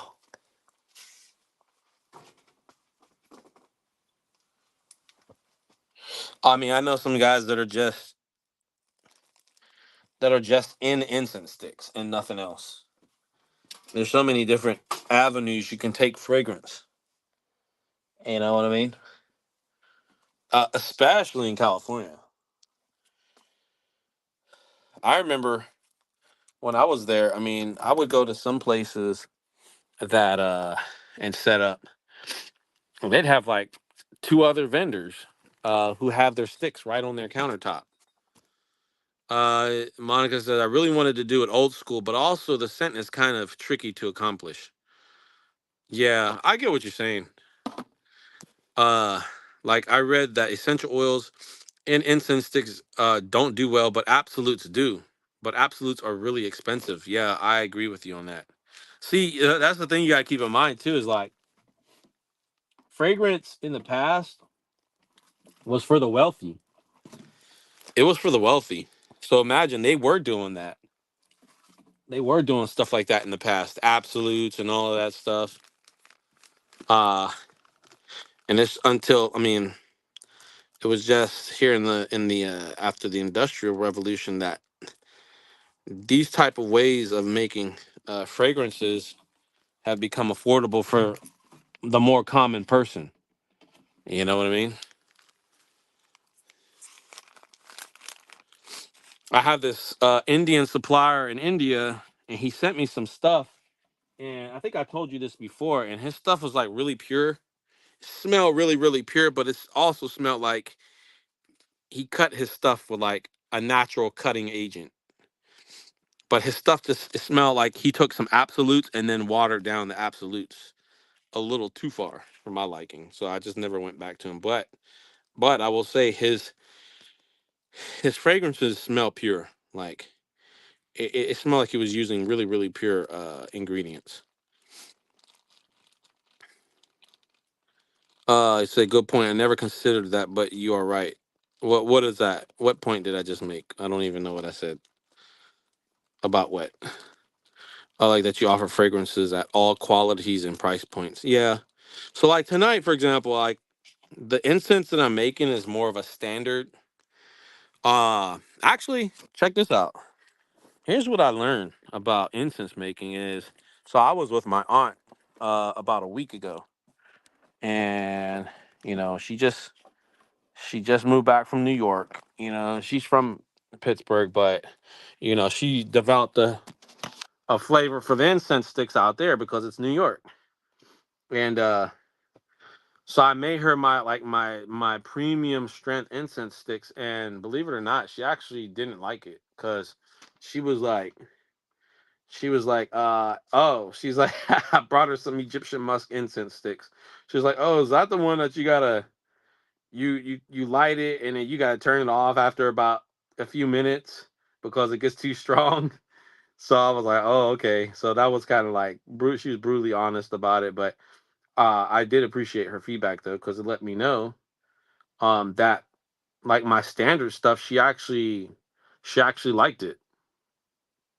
You said about the oh, what a good point about fragrance being for the wealthy. Yeah. Um, but I gotta find a Jamaican Kush. I gotta make that next. Um, but yeah, when it comes to fragrance, like another thing that most people take for granted, especially now in the modern times that we're living in, is especially in this industry, and this is why I love fragrance so much, is because like you have to think like uh people went to essentially you could say that people used to fight wars over perfume. And the reason why I say that is because when you're talking about perfume, you're not just talking about perfume, you're talking about the ingredients that go into perfume, right? You're talking about resins and the essential oils and all of that stuff, and all of those things were traded on the trade routes when it came down to um, the old trade routes for like the incense routes, for example. Like people fought wars over those routes, and to be honest with you, it's no different today. Things are done a little differently. You have competitors. I just hear it even in this industry is like you'll always hear about competitors like coming after other competitors. Or I talked to one guy. I know one guy. He was like one instance. They're like really big. One instance crafter on Amazon and eBay came after his company and got him shut down and all of this stuff because they made some false claims against him supposedly. And so I mean, really, in a way, it's like nothing new under the sun. You know what I mean? When it comes to that kind of stuff, you know, there's always going to be haters. There's always going to be people trying to shut other businesses down. You know, you're going to have the big guys always trying to be uh, push their weight around and trying to always stomp out the smaller guys in business. Like that's just it's always going to be like that. You know. Yeah. Yeah. So my aunt. Yeah, my premium sticks were too strong for her. I have to be honest, they're too strong for me. Like I have to. So that's what I'm saying is like, uh, when it comes to cutting your incense oil, yeah, you can go too far. I mean, as far as not putting enough DPG in your incense. Now, see, the thing is, like, if you use like, if you let's say you go 50-50, right? Uh, that's good if you know your sticks are going to be sitting out. Exposed to air for long periods of time. So like if you have for example an incense display stand, right? Hold on. I got to grab this Jamaican Kush here. If you have a incense display stand where you are going to have it exposed to air and your sticks are going to be drying up, then no problem. You could use the 50-50 formula.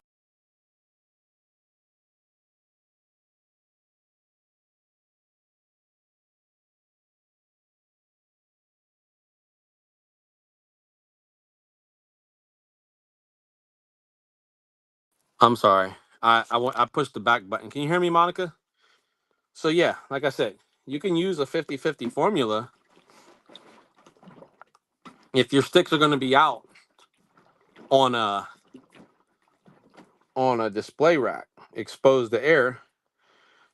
Because over time, what will happen is your incense sticks will start to dry out, and if you don't use a strong, okay, you can hear me, good. If you don't use a strong formula, then over time, those sticks that are displayed on an incense rack are gonna lose their strength. And I learned this from an older mentor who actually taught me how to make incense.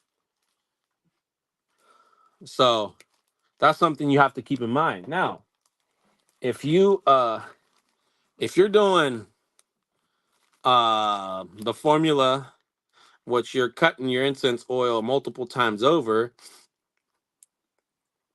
then sitting them out on an incense rack like that where it's going to be exposed to air, then for let's say a couple of months at a time, then you're going to lose the quality of the incense. So that uh is something you don't want to do. Now, like for example, if you're making incense to order, now when you're doing like the multiple times over, when it comes to DPG, he said, "Ooh, good info, yeah." Uh, see, you hanging in there with me. You getting the little dimes here. Uh, but like right now, like these orders that I'm doing, these are made to order. These are made fresh to order. So when I ship these sticks, these are the multiple time over quality, and it's still really, really good. I get a lot of really good feedback. And again, I'm starting with a strong fragrance from the jump. And so these I make them fresh. So when my customers get them, uh, they're gonna still be semi wet. And then the longer they have them, of course, let's say a couple days in, then they'll be fully dry once they get the incense. And so the multiple times over. Uh, Another thing you can do now, if you do want to have use that grade of incense oil, then another thing you can do. I saw one lady, her setup, the way she had it. Uh, Thank you. This will help me with my testing and experimenting. Yeah, I'm sorry, I couldn't give you everything because there's other there's competition that watch these videos too. So I mean, I don't put all of that, but like I said, if I was in front of you, I might tell you, in person, but I don't give everything out, and especially here on YouTube. I keep I keep some stuff for myself. But here's another thing. Like the one vendor, one thing that she did is she actually took which I thought was pretty neat. And again, like you said, it takes some testing. Um, what she did was she took her her sticks and she did the multiple time. I think it was the multiple times over. I'm almost pretty sure because I could tell how she used to make the incense oil. So I'm assuming that it was the multiple times over formula. And what she would do in her shop is she would have mason jars, and she would have them on a stand. She would have she would have them on like a table or a stand, right? And she would have them lined up, have the jars lined up. And then what she would do is, you have your incense oil in those jars, and then you put like a couple bundles in the jar and fill the jar up with incense oils, right? And you just leave it in that jar, leave it there. And when the customer is ready to come in and buy your sticks, they're already wet, they're already made, they're already fresh, they haven't dried out.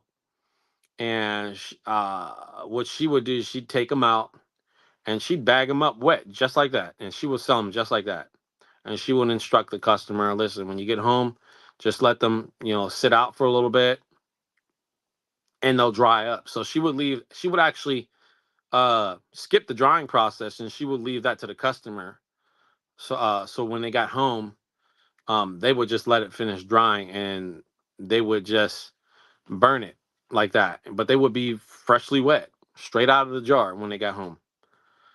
So Monica said it must have been super perfumery in her store. Oh yeah. I have some sticks. You're not gonna believe when I tell you, but I have some sticks that have been sitting in jars like that for years now. I actually have some charcoal sticks that have been sitting for years in the incense oil. And I have yet to go and grab a couple and try those out. But yeah, they're still sitting in the oil. 7, 8, 9. All right, so we got some 11-inch sticks that we're doing here. And people were like, "That's not right." Well, oh, you said, hold on. Uh, so that's funny because I saw a post saying somebody ordered a bag of incense off Etsy and it was hella wet. And people were like, "That's not right," laughing out loud. But it seems to be a legit technique. Well, what do you mean? Like, who said that's not right? The customers or the who was saying that?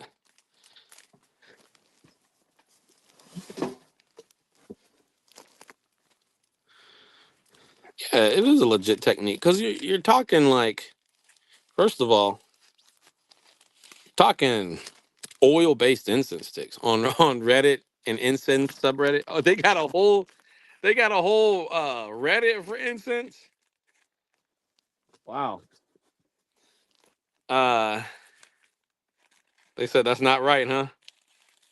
She took a photo of a bag and there was a bunch of purple liquid at the bottom. See, and Monica, see, that's where it comes. That's where education comes in. That's where you have to do your educating.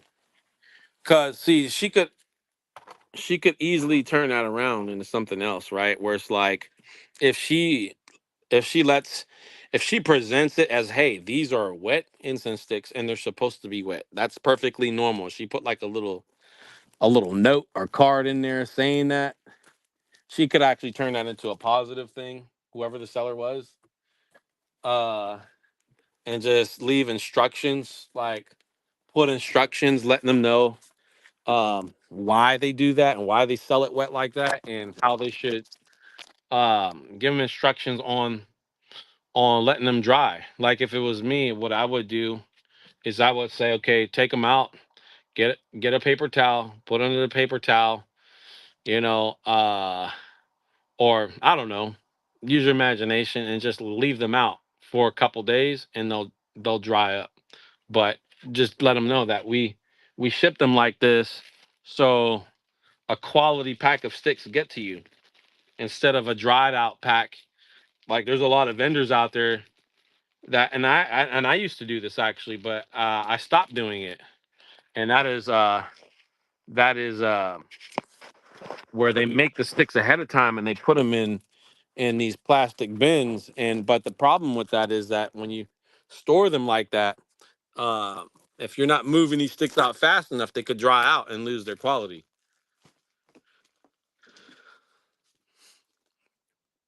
She took a photo of bang and there was a, yeah. Um,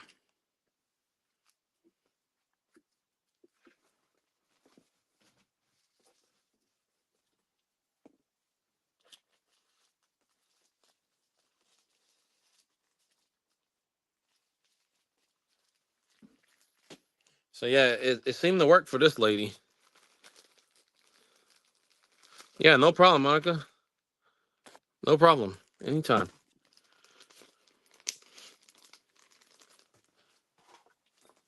So, um, so actually, how I make my sticks, they are made fresh to order. and I use the multiple. I have two. I have a two different grades on the website, which is the full blown, full strength. You know, you got to put it out after like a few minutes because it's that strong. And then I also offer like the standard grade, right? And the standard grade, I make those fresh. So when you get the standard grade, they're still going to be wet when they come in the mail. Monica says, I told myself I would never do incense sticks, but here I am. Listen, I got a friend who put his kids through, and he has three boys. He put his kids through private school on incense sticks. So I mean, if you do it right, you're in a good area. I think. I don't know. Well, California too was a really good area, but I don't know how Seattle is. Uh, is there a lot of like smoke shops out that way? Head shops?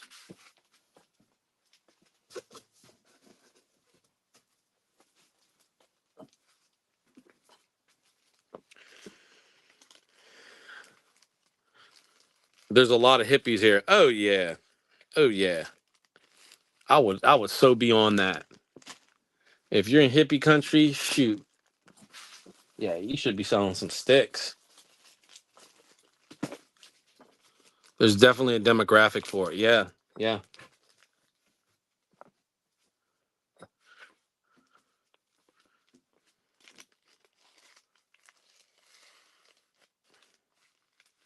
I miss my wood pulp sticks though.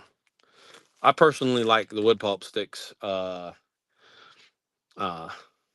sometimes, especially when it comes to making like a frankincense and myrrh, but the charcoal sticks just hold up better.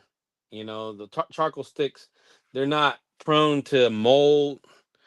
You know what I mean? You got to really store the wood sticks properly. Otherwise, you could have problems with them.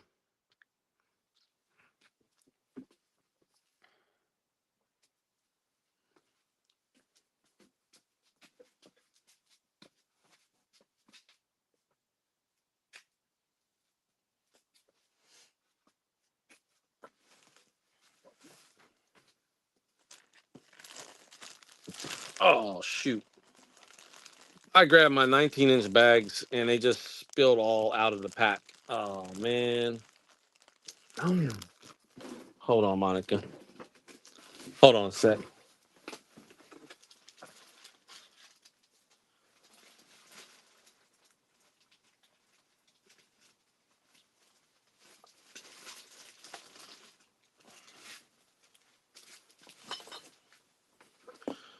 Uh, do I ever have allergies with charcoal? No. I never have issues with charcoal. These are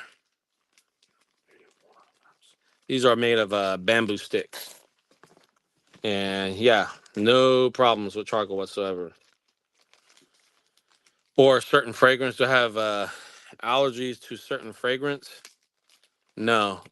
Wait. I'm trying to think. Um, I went through a company some years back, and hold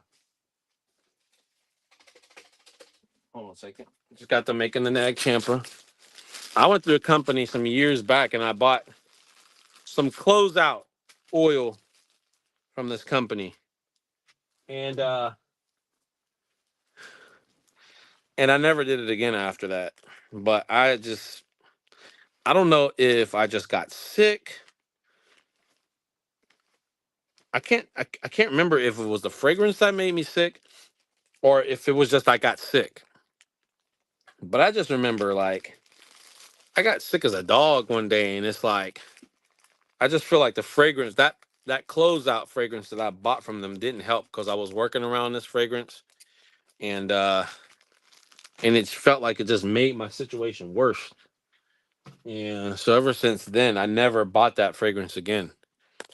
Uh, I don't know what they were putting in it, but I think this company, I think they were more geared towards they were more geared towards um like in like industrial, you know, uh clientele. You know what I'm saying? It wasn't like a fine fragrance where they tell you, "Oh, yeah, we're not using phthalates and all of this stuff." Like, so that was the only time I ever remember. And again, I can't really pinpoint if it was the fragrance or if I was just sick, but I know that I just didn't want that fragrance. I didn't want to be around it when I was that sick at that time. I bought closeout oils from a candle company, and I swear all their fragrances made me feel weird. Yeah. I, I thought it was the wax I was using, but I figured out later it was fragrances. Yeah. I wonder if they sold them to get rid of their inventory that contained phthalates. Yeah, you got to watch. You got to watch. There are some fragrances out there that are, I believe, are not good to be around. You know.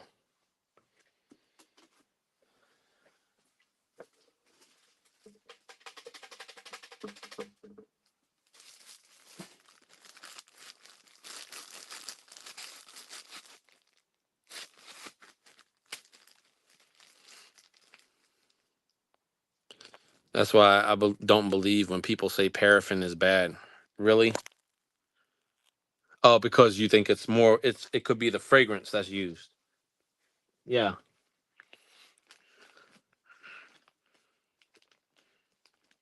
Yeah, I learned just from the little research I did on candles that the whole soy is the best and paraffin is terrible.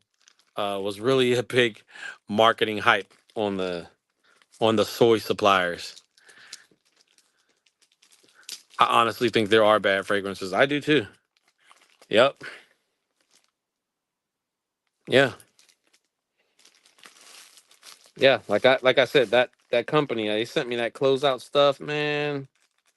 And I never bought it again. Never bought any of their closeout.